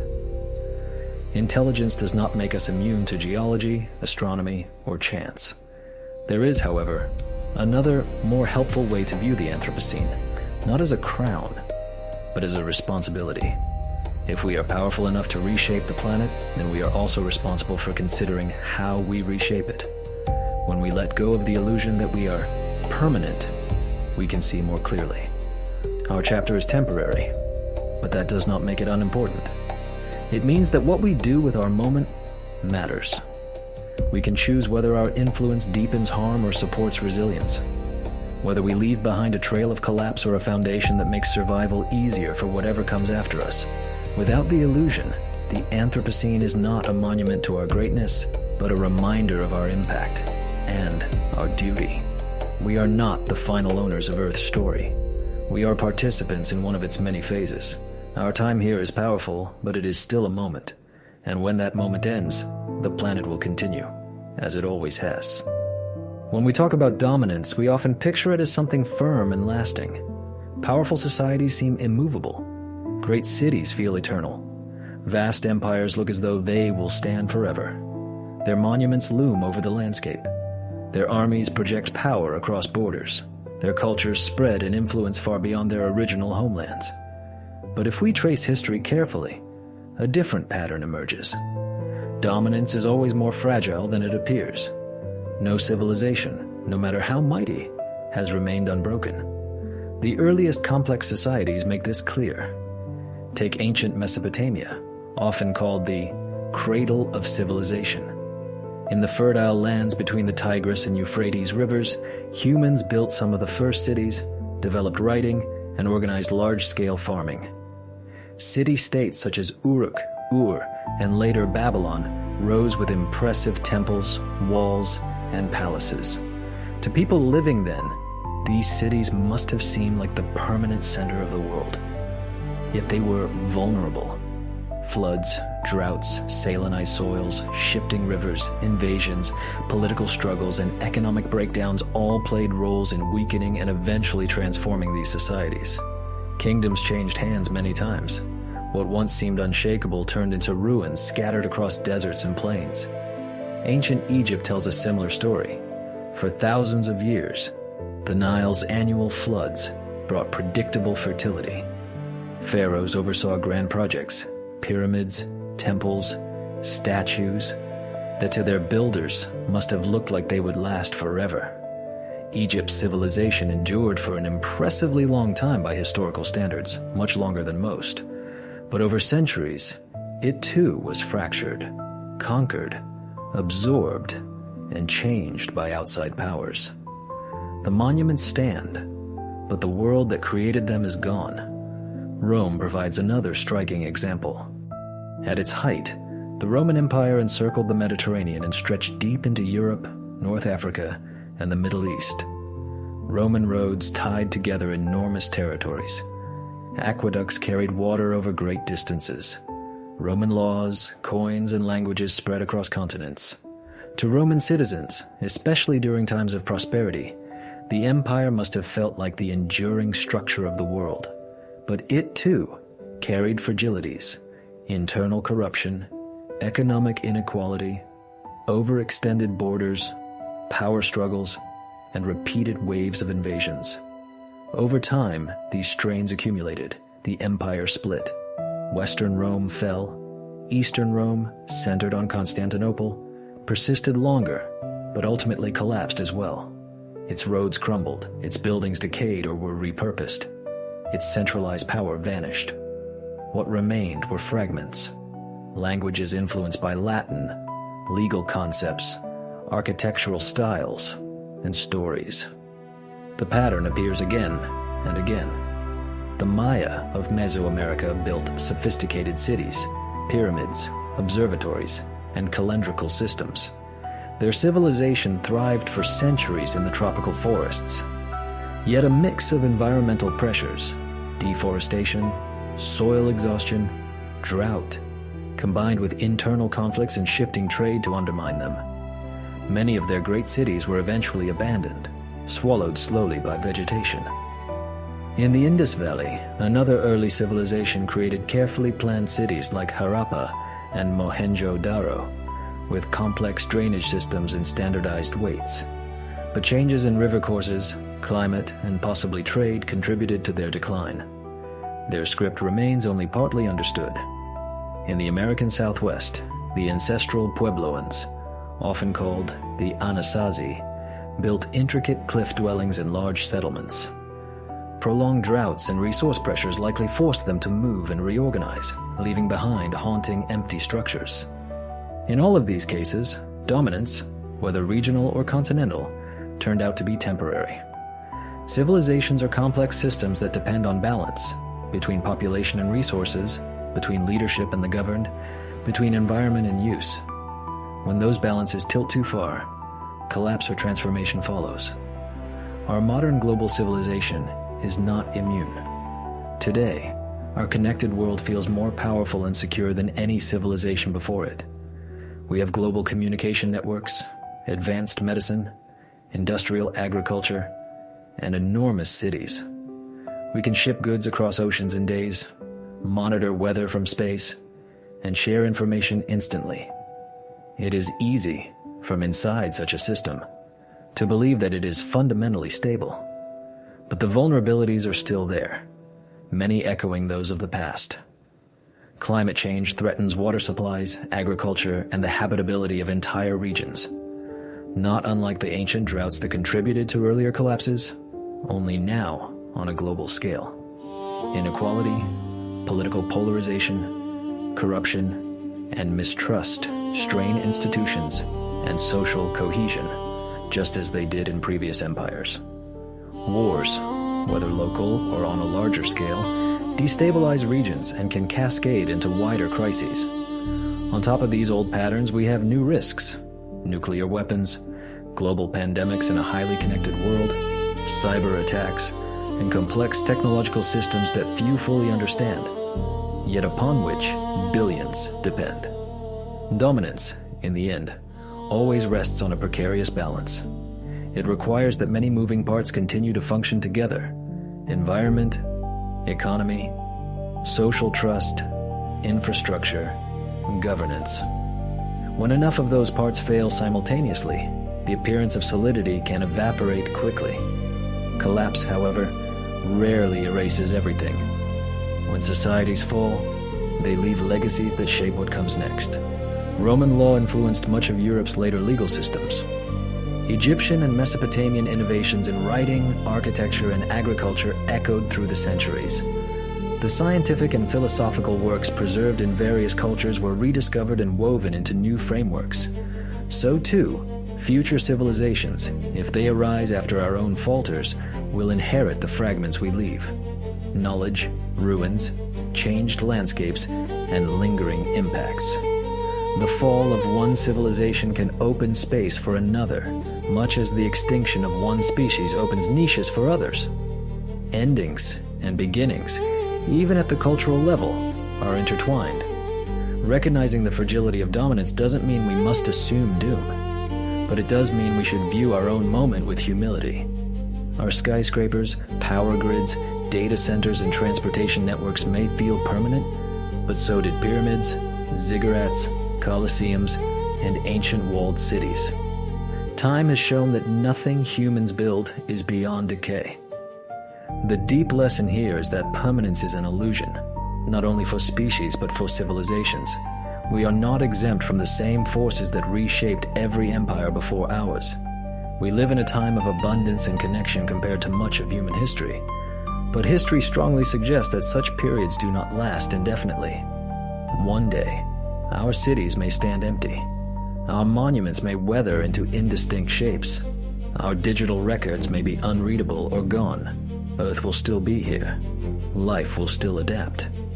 But our particular form of dominance will have passed. When we imagine a world without humans, it can feel like staring into a void, a silent, emptied planet.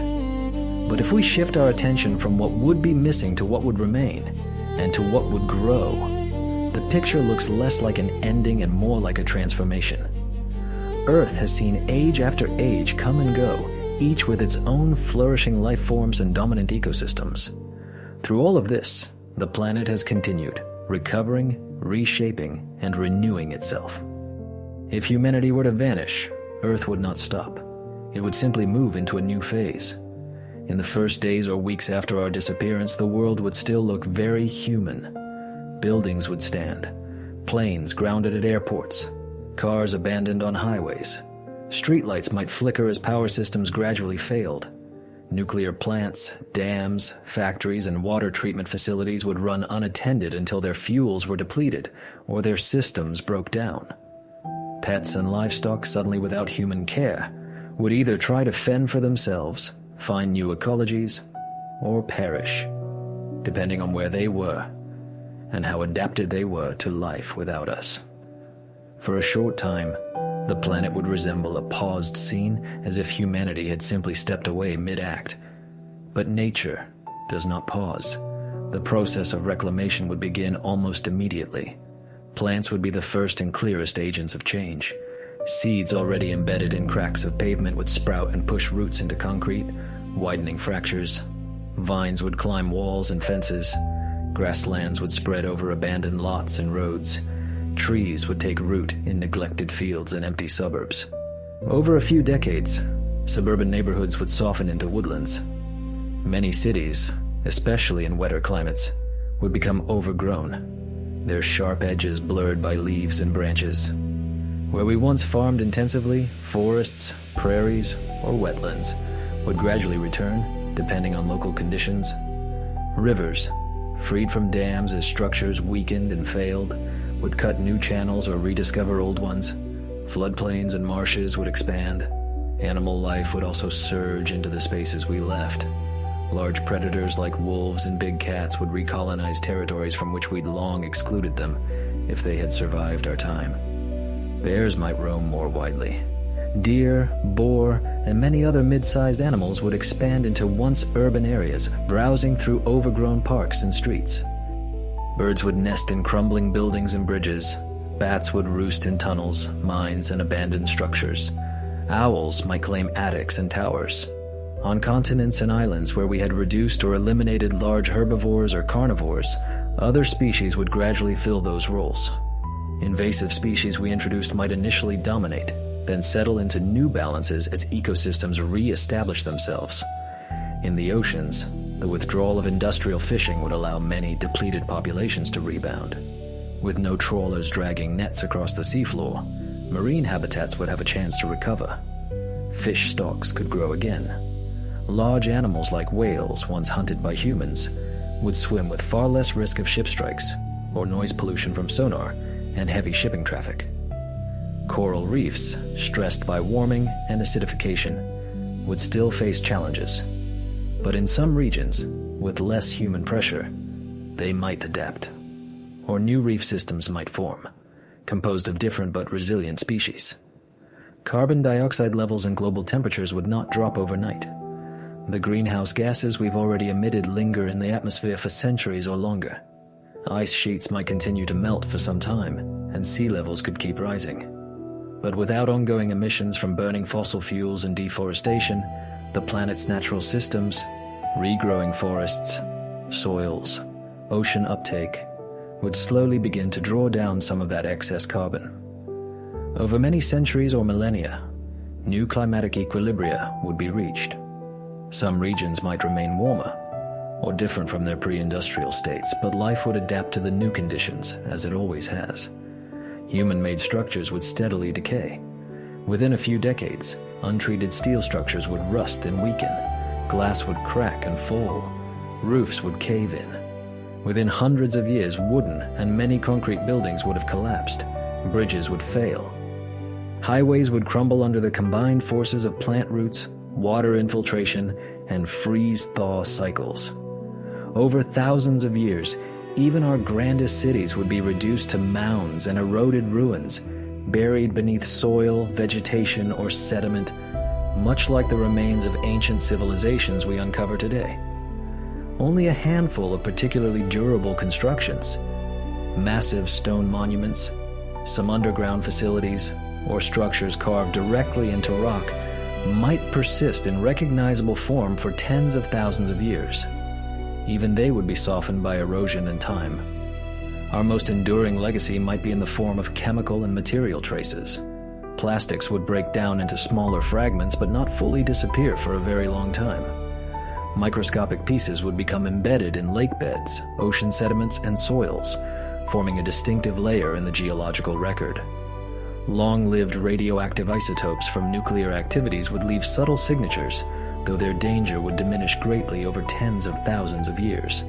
Metals we mined and scattered, chemical pollutants we released, and the rearranged distribution of certain elements would also be detectable. Yet in the midst of all this, life would not just continue, it would diversify. Evolution would carry on, exploring new possibilities. As climates settled into new patterns and ecosystems matured, species would adapt or give way to others.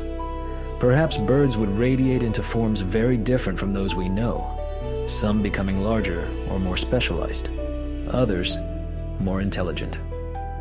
Perhaps mammals would develop novel traits, occupying roles we cannot anticipate. The descendants of animals we domesticated, dogs, cats, cattle, pigs, horses, chickens, might persist and adapt to wild conditions, becoming new wild lineages. Some may vanish, others may evolve into surprising new forms. Given enough time, perhaps completely new lineages of large animals or even new forms of intelligence would arise, shaped by environments we set in motion, but never intended. Earth would also reintegrate our infrastructures into its own cycles. Concrete slabs would crack into rubble, slowly incorporated into soils. Metal supports would oxidize and crumble. Buried cables, pipes, and tunnels would collapse and fill. Rivers would carve away at man-made banks. Coasts would reshape around decaying ports and seawalls. Night skies would gradually darken without artificial lights, revealing more and more stars. The only glows remaining would be from lightning, auroras, and volcanic eruptions. Soundscapes would change as well. The drone of traffic, hum of machinery, and roar of aircraft would vanish. Wind in trees, waves on shores, insects, bird calls, and animal movements would reclaim the acoustic environment. None of this would return Earth to some idealized, pristine state. The marks of our time, altered climate, redistributed species, chemical footprints, would remain, especially for a while. But the overall direction would be one of healing and rebalancing, not out of any conscious intention, but because life continuously seeks opportunities, and the planet's systems respond to reduced stress. A world after humanity would not be empty. It would be full of forests, savannas, tundras, reefs, and countless creatures living lives indifferent to our memory. It would be quieter by our measures, but loudly alive. And in that thriving, there is a kind of reassurance. Earth does not require us to maintain its vitality. Life thrived for billions of years before we arrived, and will continue long after we are gone.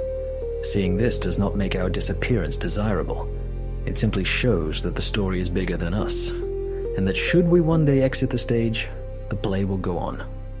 When people picture a world without humans, another question almost always arrives soon after. If we disappear, could something like us ever arise again? Not another version of Homo sapiens, but another kind of intelligence, a species able to reason, to communicate in complex ways, to build tools and reshape its environment with forethought instead of mere instinct. Is intelligence a one-time accident, unlikely ever to be repeated? Or is it one of evolution's recurring ideas, something that might appear again when conditions happen to align? To begin answering that, we need to understand just how unlikely our own path was. Our large, complex brains did not appear out of nowhere. There was no clear moment when non-intelligent suddenly became intelligent. Instead, our minds are the product of a long accumulation of pressures and adaptations. The need to survive in changing climates, the benefits of cooperating in social groups, the advantage of remembering, planning, and learning, the usefulness of tools, communication, and shared knowledge. Over millions of years, small changes in behavior, brain structure, and social complexity slowly stacked up, until eventually a species emerged capable of reflecting on its own existence. To us, that leap feels extraordinary. To the Earth, it was simply another adaptation among many. And we are not the only creatures that show glimmers of this path. Crows and ravens bend twigs into hooks to pull insects from crevices. They drop nuts on roads so that cars will crack them open, then wait for traffic to pause before collecting the food. Octopuses learn to open jars, navigate mazes, solve puzzles, and escape enclosures in aquariums. They recognize individual humans and seem to have distinct personalities. Dolphins use tools like sponges to protect their snouts while foraging, communicate in complex vocal patterns, and appear to pass on behaviors culturally. Elephants remember water sources over long timescales, recognize themselves in mirrors, mourn their dead, and show signs of empathy and cooperation. These are not trivial displays. They show that intelligence, in the broad sense of problem-solving, learning, memory, and communication, is not uniquely human. It has appeared in multiple lineages independently, wherever conditions favored it. But there's a difference between intelligence as we see it in other animals and the kind of world-shaping intelligence that humans wield. That difference often comes down to bodies, environments, and life histories. Octopuses are brilliant, but short-lived. Most live only a few years, which restricts how complex their cultures can become over generations. They also lack durable tools in their watery environment. Crows have nimble beaks and feet, but no hands. Their ability to manipulate objects is impressive but limited compared to what flexible fingers can do. Dolphins and whales live in the ocean, which makes fire, metallurgy, and construction extremely difficult or impossible in the ways we know them. Their intelligence expresses itself socially and acoustically, rather than in large-scale tools and buildings. So the question isn't whether intelligence could evolve again. It already has, many times, in different degrees. The real question is whether the specific kind of cumulative, technologically transformative intelligence we see in humans could arise again after we are gone. For that to happen, certain conditions would probably need to recur. A social species, because cooperation and communication help intelligence flourish, a reasonably long lifespan, to allow learning and cultural transmission, a body capable of fine manipulation, not necessarily hands but something analogous, an environment where manipulating matter and energy provides strong survival advantages.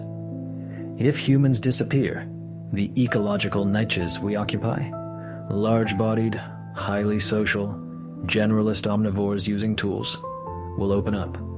Other primates might follow a similar path. Given enough time and the right pressures, some surviving ape or monkey lineages could slowly evolve larger brains, more dexterous hands, richer communication systems, and eventually complex cultures. But it might not be primates at all. Corvids, crows, ravens, magpies, already display advanced problem-solving and social learning. If their environments favor it, and if they gain new ways to manipulate their world, perhaps through cooperative behaviors or evolutionary changes to their bodies, their intelligence might expand into directions we can scarcely predict. Cephalopods, like octopuses and cuttlefish, already have remarkable nervous systems and flexibility. If future oceans stabilize and allow longer lifespans or greater social complexity, some cephalopod lineage could develop more advanced forms of cognition and culture. There might also be candidates we haven't even considered. Species currently obscure, living in little studied environments, whose potential will only become apparent when circumstances shift. Life's history is full of surprises. Few would have predicted, hundreds of millions of years ago, that lobe-finned fish would crawl onto land and eventually give rise to mammals. Fewer still would have imagined that small, shrew-like creatures hiding from dinosaurs would one day build telescopes and computers. Predicting the next big leap is nearly impossible. Some scientists argue that intelligence of our kind was almost inevitable, given enough time, because it offers powerful survival advantages. Brains allow flexible responses to change, creative problem solving, and the ability to exploit new resources. Others argue that our level of intelligence is a fluke, a rare outcome of many low-probability events lining up just right. After all, life thrived for billions of years without producing anything like us. Dinosaurs ruled for a vast span without needing technology. If human-level intelligence were truly inevitable, why did it take so long? And why has it appeared only once that we know of? The truth may lie somewhere between these extremes. Intelligence, in a general sense, seems common and beneficial. But intelligence that can rapidly transform a planet, as ours has, might be rare, requiring a delicate combination of factors not often repeated. If such intelligence were to arise again, it probably wouldn't look like ours. It might not stand upright, or use hands, or speak with voices. Its communication might rely on patterns of light, color, vibration, or even chemical signals we would find extremely difficult to decode. Its tools might not be metal and plastic. They might be biological modifications, cooperative structures, or forms of information storage utterly unlike writing or digital code. Its sense of self might be more collective than individual. It might perceive time differently, space differently, even identity differently. We often equate intelligent life with a species that would build cities and rockets like ours. But that's our bias. Another intelligence might never launch a spacecraft and still be deeply conscious and culturally rich. Would such a future intelligence repeat our mistakes? We can't know. Intelligence is a double-edged gift. It brings art, empathy, science, and healing, and also warfare, exploitation, and environmental damage. If evolution crafts another thinking species, its trajectory will depend on its own evolutionary history, ecological context, and perhaps luck. Maybe cooperation and restraint will be more strongly selected for. Maybe not. What we can say is that our existence shows such minds are possible. We are, in a sense, a proof of concept that the universe can produce matter capable of reflecting on itself. Whether that happens again may depend less on destiny and more on time. The Earth is patient. As long as conditions support complex life, evolution will continue to explore possibilities. Given enough millions or tens of millions of years, another world-shaping intelligence may appear, or may not. There is no guarantee either way. So when we ask, could something like us arise again? The most honest answer is, yes, it's possible, but not in our image. Not another humanity, but something new, carrying its own questions, its own stories, its own ways of understanding existence. It might arise long after our traces have faded to thin chemical hints in rocks. It might look back at those traces and wonder, as we do about dinosaurs, who we were and what we thought. And in that wondering, intelligence, whatever its form, would once again be part of Earth's ongoing experiment. When we think about intelligence, it's natural to imagine it wearing a human shape. We picture faces, eyes, hands, spoken words, perhaps written symbols. We assume that thinking minds, wherever they exist, would work roughly like ours. But there is no reason, beyond familiarity, to believe that. If another form of intelligence were to arise on Earth after us, or if there are already other kinds of minds around us now, they would not be bound to our blueprint. Minds can be built from many architectures. Consider again the octopus. Its nervous system is not centralized the way ours is. A significant portion of its neurons reside in its arms, giving each limb a degree of local autonomy. When an octopus explores its surroundings, it is not just a brain issuing commands to limbs. Its arms themselves decide how to move and what to grasp. This creates a distributed intelligence, where control and perception are spread throughout the body. If such a lineage evolved further into more complex social or long-lived forms, what would consciousness feel like in such a being? Would there still be a sense of I as a singular center of experience, or something more like we. A fluid, multi-centered awareness where different parts of the body contribute their own perspectives? Birds offer yet another potential path. Corvids and parrots have relatively small brains by volume, but their brains are highly efficient, densely packed, and structurally different from mammalian brains. They show impressive memory, tool use, planning, and social learning. Their lives are oriented around flight, three-dimensional navigation, and complex vocal communication. If bird intelligence continued to expand over millions of years, their cognition might be rooted less in objects and hand tools, and more in movement, spatial memory, and sound. For such beings, thinking could be intimately tied to navigating winds, reading air currents, coordinating flocks, and creating rich acoustic patterns. What we call music, arrangements of pitch, rhythm, and timbre, might be their primary mode of language, not a mere artistic offshoot. Marine mammals like dolphins and whales show another way minds can develop. Their communication systems include clicks, whistles, and body postures. Some behaviors are learned and transmitted culturally, passed through generations.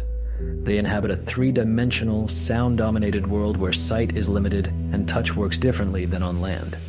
Their intelligence is intertwined with social bonds, cooperation, and navigation through vast underwater spaces. If their minds deepen further, they might construct entire worlds of meaning using sound alone. Layered signals with syntax, memory, identity, and culture embedded in patterns of clicks and songs. They may never smelt metal or build skyscrapers, but that would not make their inner lives less rich. We already see hints that intelligence does not require technology in our sense to be profound. Whales may already tell long stories in their songs. Elephants may already carry complex social knowledge. Corvids may already have traditions of tool use, passed from parent to offspring. Our tendency to use visible technology as the main yardstick for intelligence may blind us to how many kinds of minds already exist. There's also the possibility of collective intelligence. Ants, bees, and termites form colonies that function almost like single organisms made of many bodies. No single ant understands the colony, but together they build intricate nests, regulate temperature, care for young, and find food efficiently. Decision-making emerges from simple rules followed by many individuals. If some future lineage took this principle further, if coordination, communication, and memory at the colony level grew more complex, the result might be a superorganism with its own form of awareness. In such a case, the mind would not reside in any one individual, but in the patterns of interaction among thousands or millions of them. Its sense of self might always be we, never I. Even plants hint at alternative pathways. They communicate chemically, share nutrients through root and fungal networks, and respond adaptively to light, gravity, and damage. While they are not conscious in the human sense, they show distributed sensing and response. If evolution amplified these traits, creating more sophisticated signaling networks, long-term adaptive responses, and perhaps novel structures, you could imagine a slow kind of cognition rooted not in neurons, but in growth, flow, and exchange. Such a mind might track time in seasons or centuries, not seconds. Its thoughts would move at the pace of sap and soil, not electrical impulses. Underground or deep-sea environments also open possibilities. Life that evolves entirely without sunlight might depend on senses we only dimly understand. Vibration, chemical gradients, pressure, or magnetic fields. Intelligence shaped there might conceptualize space as a network of tunnels or currents, time as cycles of chemical flux, identity as part of a layered, overlapping web of life. Trying to imagine such minds from our vantage point is like trying to imagine colors we've never seen. Our language, metaphors, and experiences were all built inside human brains. What all these examples suggest is that there is no single template for thought. Our form of intelligence, symbol-based, language-driven, dependent on hands and eyes, is one branch of a much larger possibility space. Other kinds of minds might not use words. They might not build satellites. They might not leave behind obvious artifacts. Their presence could be written instead in behaviors, songs, cooperative structures, or subtle ecosystem patterns. It's even possible that we already share the planet with minds that are, in their own ways, deep and complex. But because they don't mirror our form of intelligence, we rarely recognize them. If future intelligences arise after us, they will likely see us as we see the fossils of ancient creatures, clues, fragments, a trace of what was. They might wonder what our inner worlds were like, just as we wonder now about the minds of Neanderthals, dinosaurs, or long extinct whales. And they might find it just as hard to imagine our way of thinking as we find it hard to imagine theirs. All of this broadens our view of what intelligence means. It isn't a single thing that only humans have perfected. It is a spectrum of ways that life can become aware, solve problems, and reflect, each shaped by a specific body, environment, and history. From this perspective, the question isn't just whether intelligence will return after us, but how much of it is already here, unnoticed. Perhaps the future does not need to invent new minds from scratch. It may only need to give time and space for the ones already budding around us to unfold. When we ask what later intelligences might think like, we are really asking how far mind itself can stretch. The hints we see in octopuses, birds, dolphins, elephants, and even forests and insect colonies suggest the answer is much farther than our human imagination usually allows. When we think about time, we almost always frame it in human terms. We mark minutes on clocks, count days on calendars, and track years with birthdays and anniversaries. We measure centuries through written history and stories about the past. Our own lives become the ruler by which we gauge what feels long or short. But Earth doesn't experience time the way we do. Its story is written not in hours or decades, but in shifting plates of stone, in cycles of oceans and atmosphere, in the slow choreography of the skies. To really sense Earth's timescales, we have to loosen our grip on our own and listen instead to these larger rhythms. Rhythms that were already in motion long before we appeared and that will continue long after we are gone. Rock holds the deepest memory. Mountain ranges rise over tens of millions of years as tectonic plates collide, then are worn down grain by grain through weathering and erosion. Even the oldest human civilizations saw only a tiny portion of these long arcs. To us, mountains seem fixed and timeless, yet they are quietly growing, shifting, and crumbling all the time. Earth's crust moves in vast slabs, drifting over the mantle below. Continents slowly collide and separate, opening and closing oceans, altering coastlines and climates. A canyon wall or cliff face is not just a surface, it is a layered archive.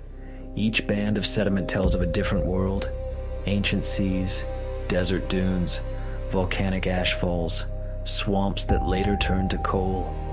Oceans keep their own time through currents and cycles. The global conveyor of deep ocean circulation, the thermohaline system, takes roughly 1,000 years to complete a single loop, carrying cold, dense water from polar regions into the depths and letting warmer water rise elsewhere. This circulation affects climate, nutrient distribution, and where marine life thrives. Yet it moves so slowly and broadly that no single human lifetime can observe more than a tiny part of its cycle. Currents shift, upwellings vary, and ocean ecosystems wax and wane over centuries. To us, these changes appear as gradual background. To the planet, they are fundamental pulses. The sky above us also keeps long cycles. Earth's axis slowly wobbles in a motion called precession, completing a full wobble about every 26,000 years. Over that time, the position of the North Star changes, and constellations shift gradually in relation to the seasons. The tilt of Earth's axis nudges up and down over tens of thousands of years, altering how sunlight is distributed across latitudes. These cycles, combined with subtle changes in Earth's orbit, help drive the timing of ice ages and warm intervals. To us, the night sky seems consistent, the same patterns of stars year after year.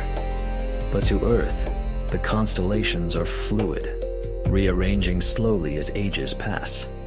When we set our human sense of time next to these scales, it becomes clear how brief our presence is.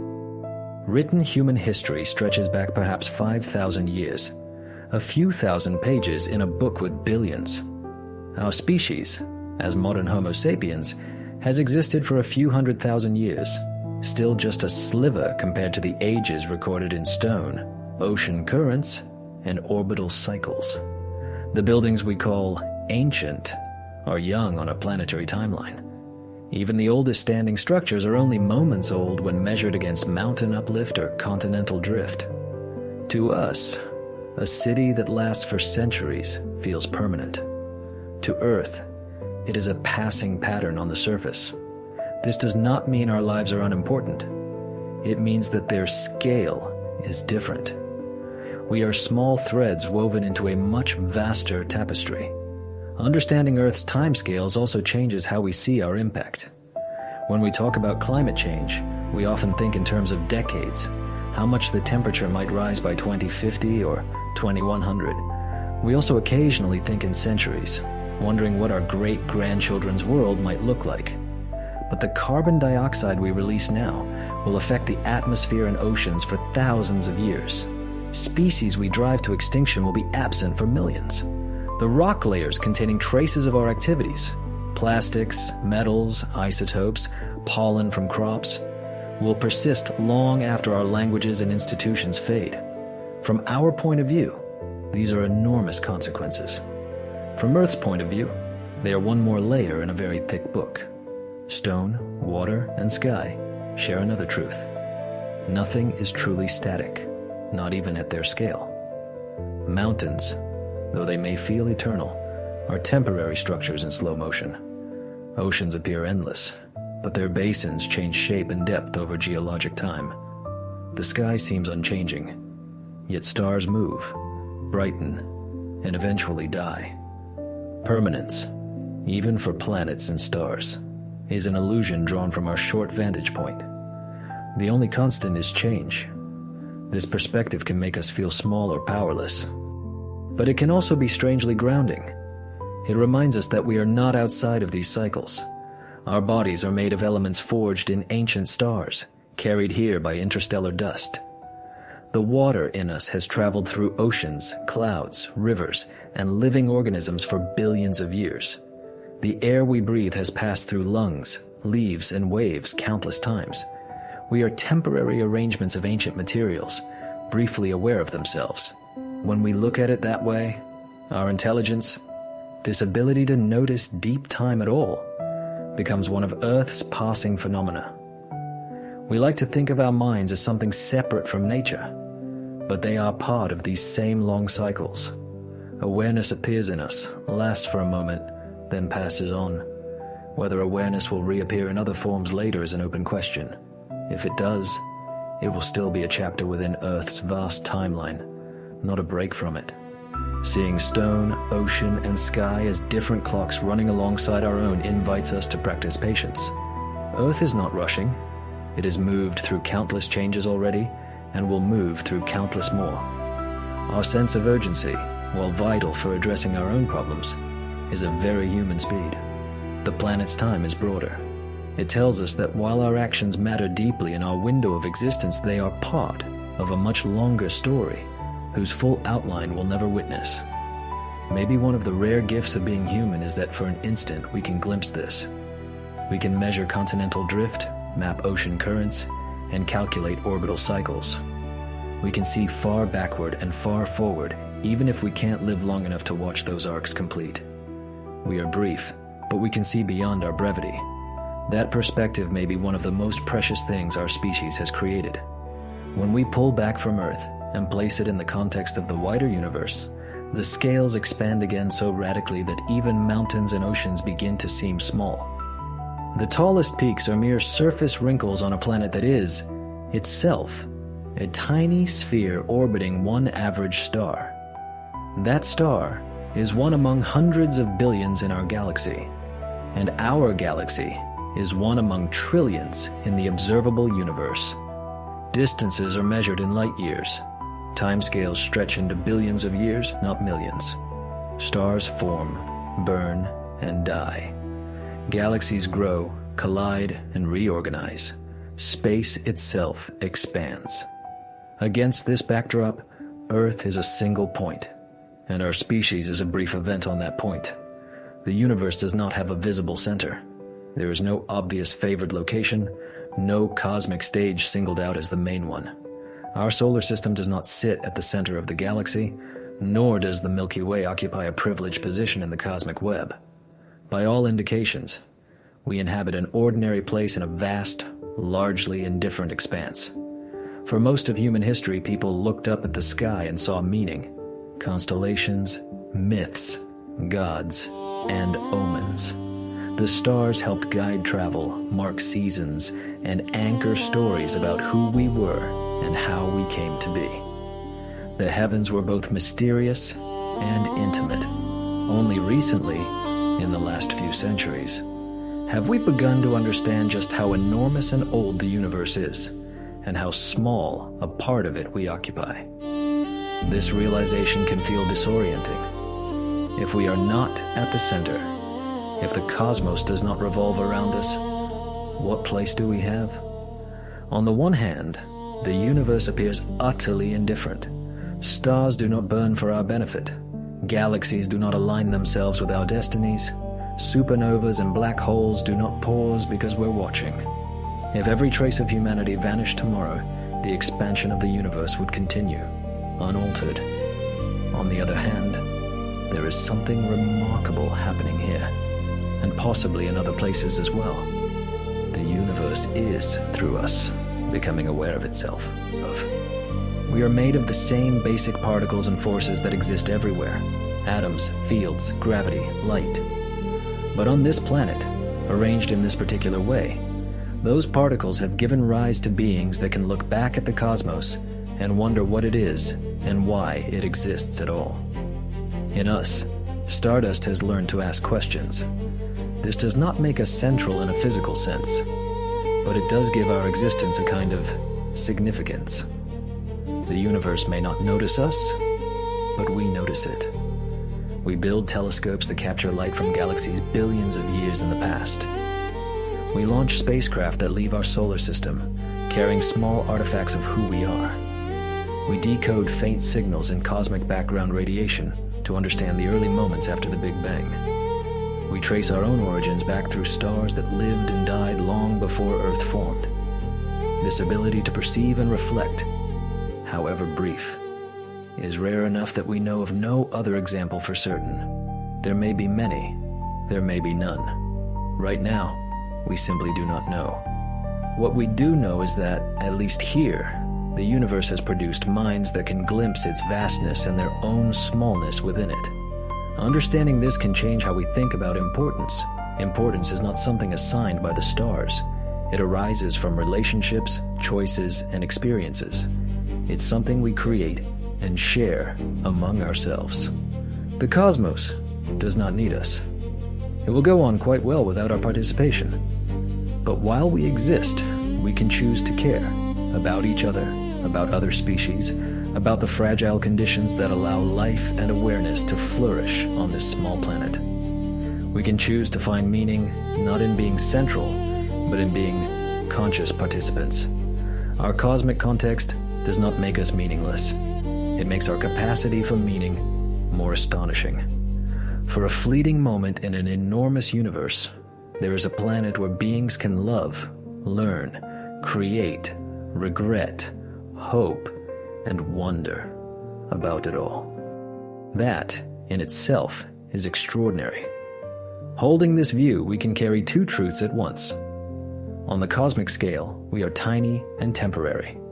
On the human scale, we are capable of deep significance. Seeing clearly means accepting both. When we hear the word impermanence, it often feels like a synonym for loss. We see the fallen stones of old cities and think of collapse. We learn about forests cut down or species gone forever and feel grief. We look at our own limited lifespans and sense the weight of endings. We long for things that last, unchanging, safe, secure. Yet nothing in nature has ever truly been permanent. If we step back a little, if we stop treating impermanence as a mistake and instead see it as part of the pattern, it begins to look different. Endings are not intrusions into the story. They are part of what makes a story a story. Think of a single leaf. It unfurls from a bud in spring, spends a season capturing sunlight, exchanging gases, and feeding the tree. Then, as the year turns, it yellows or reddens, falls, decays, and returns its nutrients to the soil.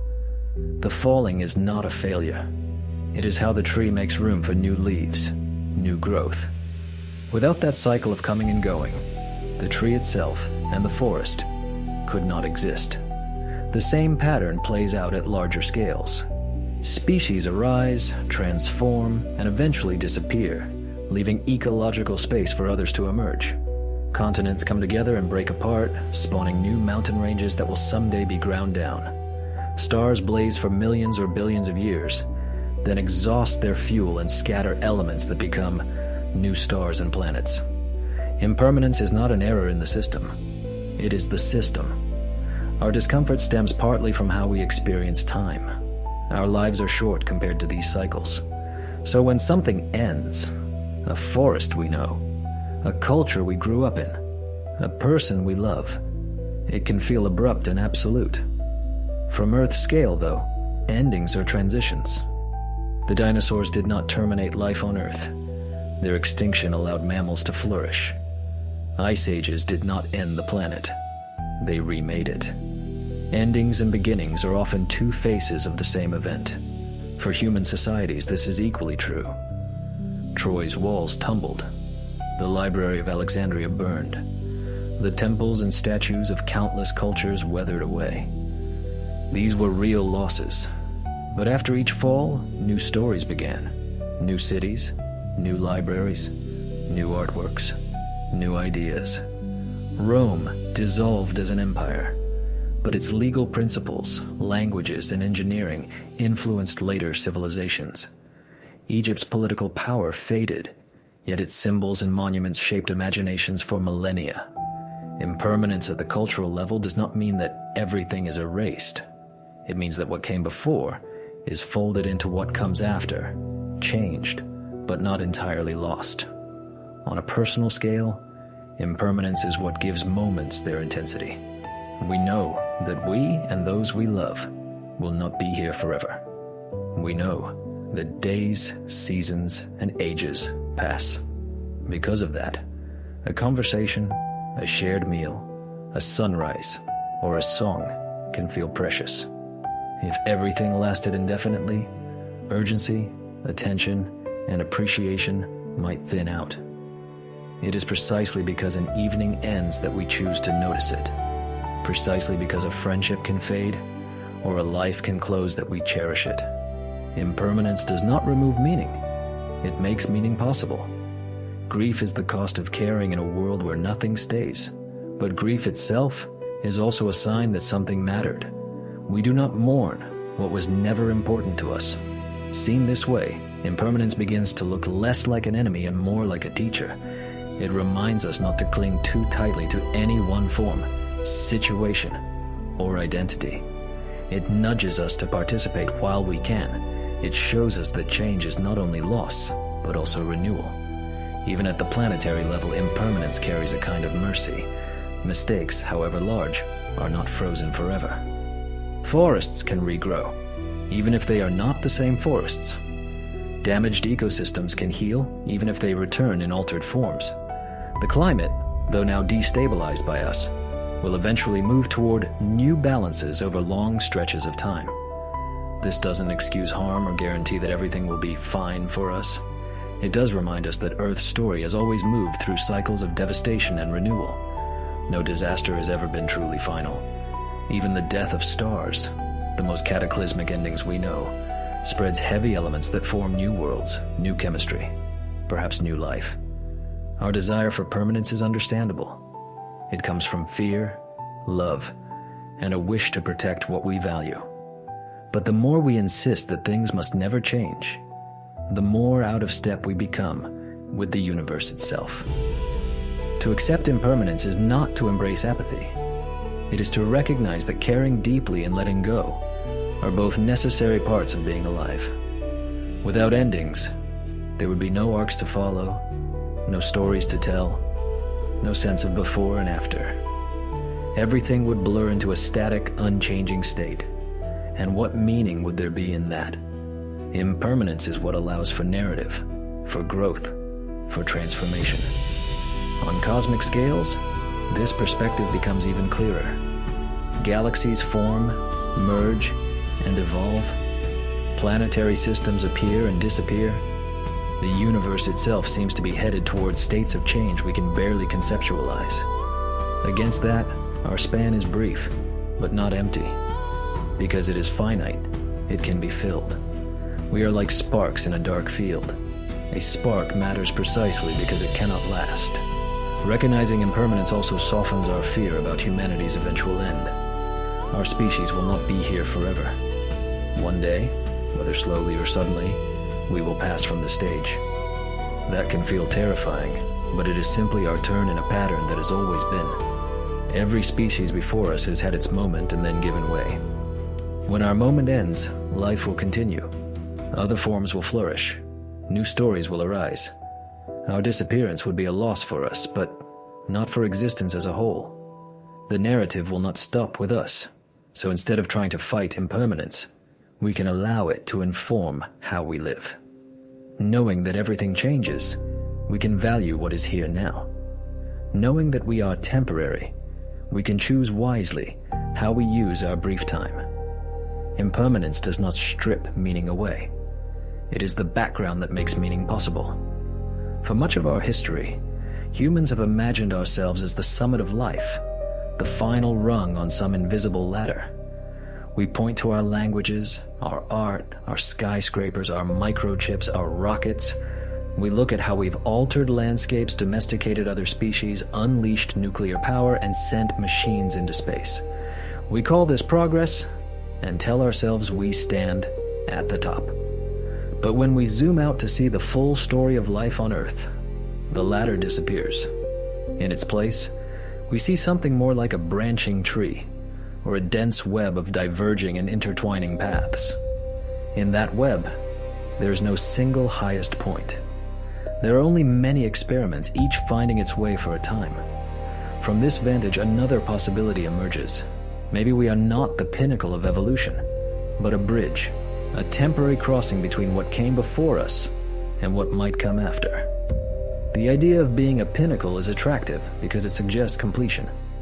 If we are the end point, then evolution has been working toward us. The story reaches its climax with humanity, and then, presumably, resolves. But evolution doesn't work toward predetermined goals. It has no finish line. It is a process of variation, selection, and change, constantly testing forms against shifting conditions. What works persists for a while. What doesn't, fades.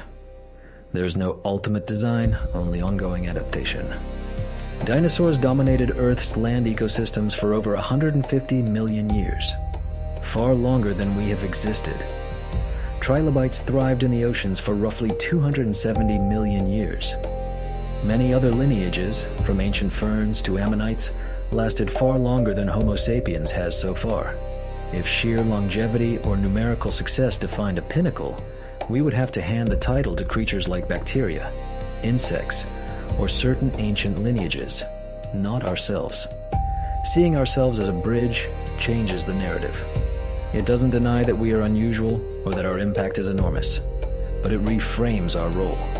We may be a transitional form in life's long experiment with consciousness and complexity, rather than its final expression. Perhaps our intelligence, technologies, and cultures are not the culmination, but one stage in a chain that will continue after us in ways we cannot foresee. This idea can feel unsettling.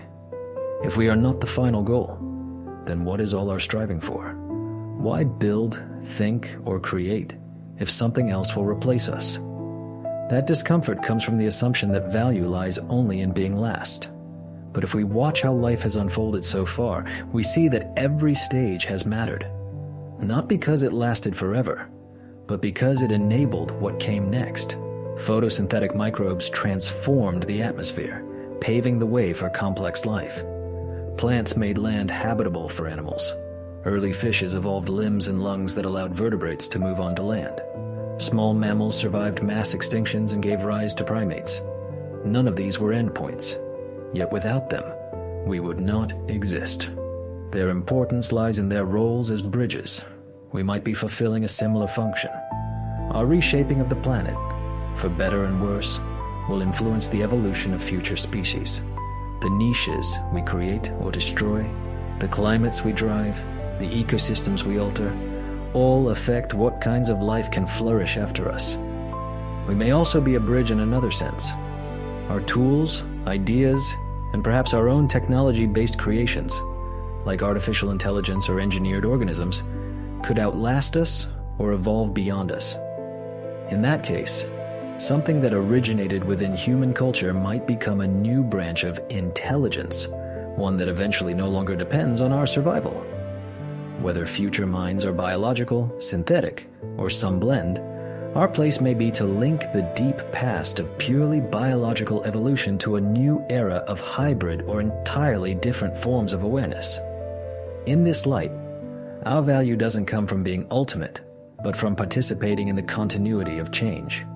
Bridges are not destinations. They exist to connect. They are temporary by design, but they are crucial. Without them, certain crossings could never be made. If we think of ourselves as a bridge, responsibility takes on a new meaning. If we believed we were the pinnacle, we might feel entitled to exploit Earth however we please.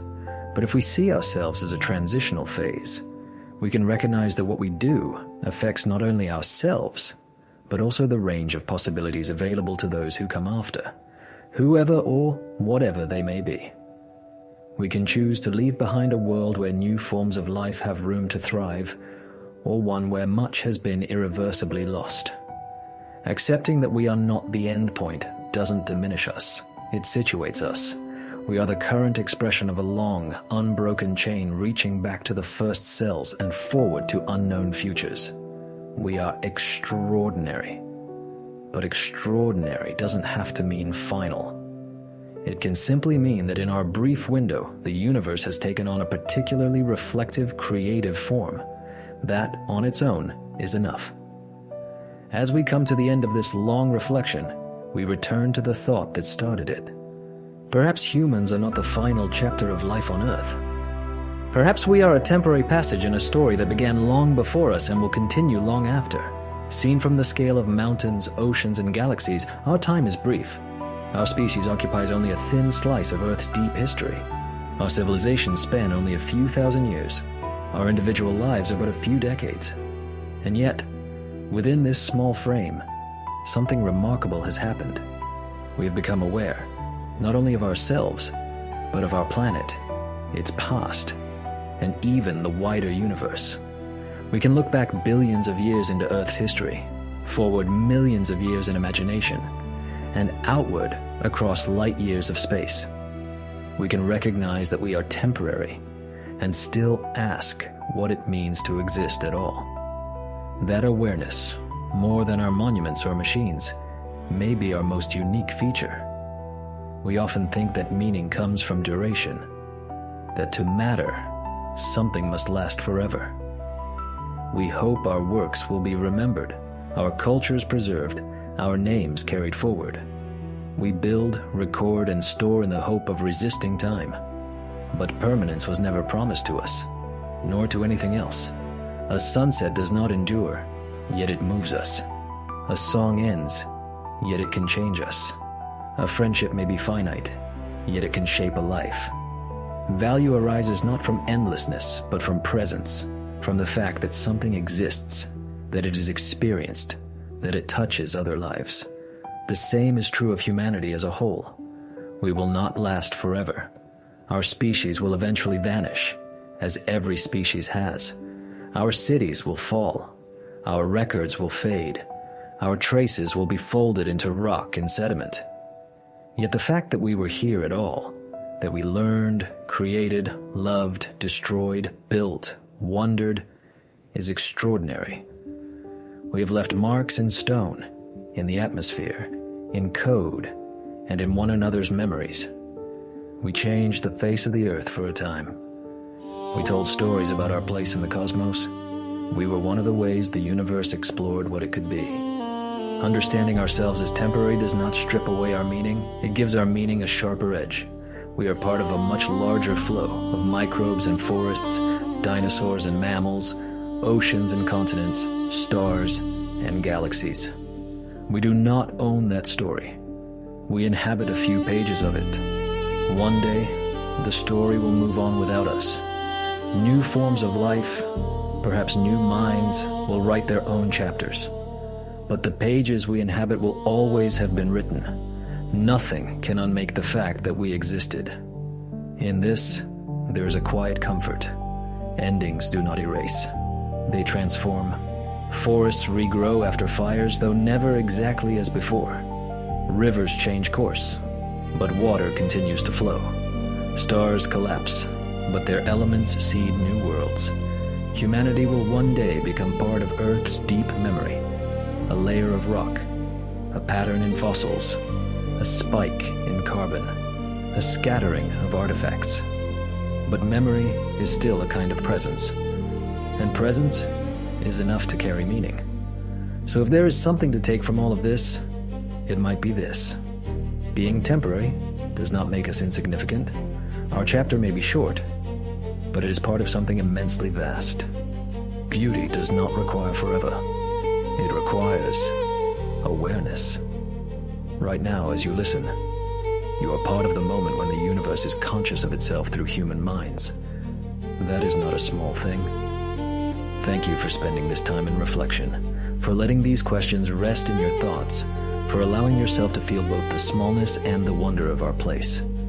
If these ideas brought you any sense of calm or clarity, you can carry them with you. The idea that impermanence and meaning can coexist, that we are both brief and precious, that we belong to a story much larger than ourselves. And if you'd like to linger in this kind of gentle exploring again, you are always welcome to return. Together, slowly and softly, we can keep wandering through the strange, beautiful narrative of Earth and life, a story whose chapters, though temporary, are endlessly worth noticing.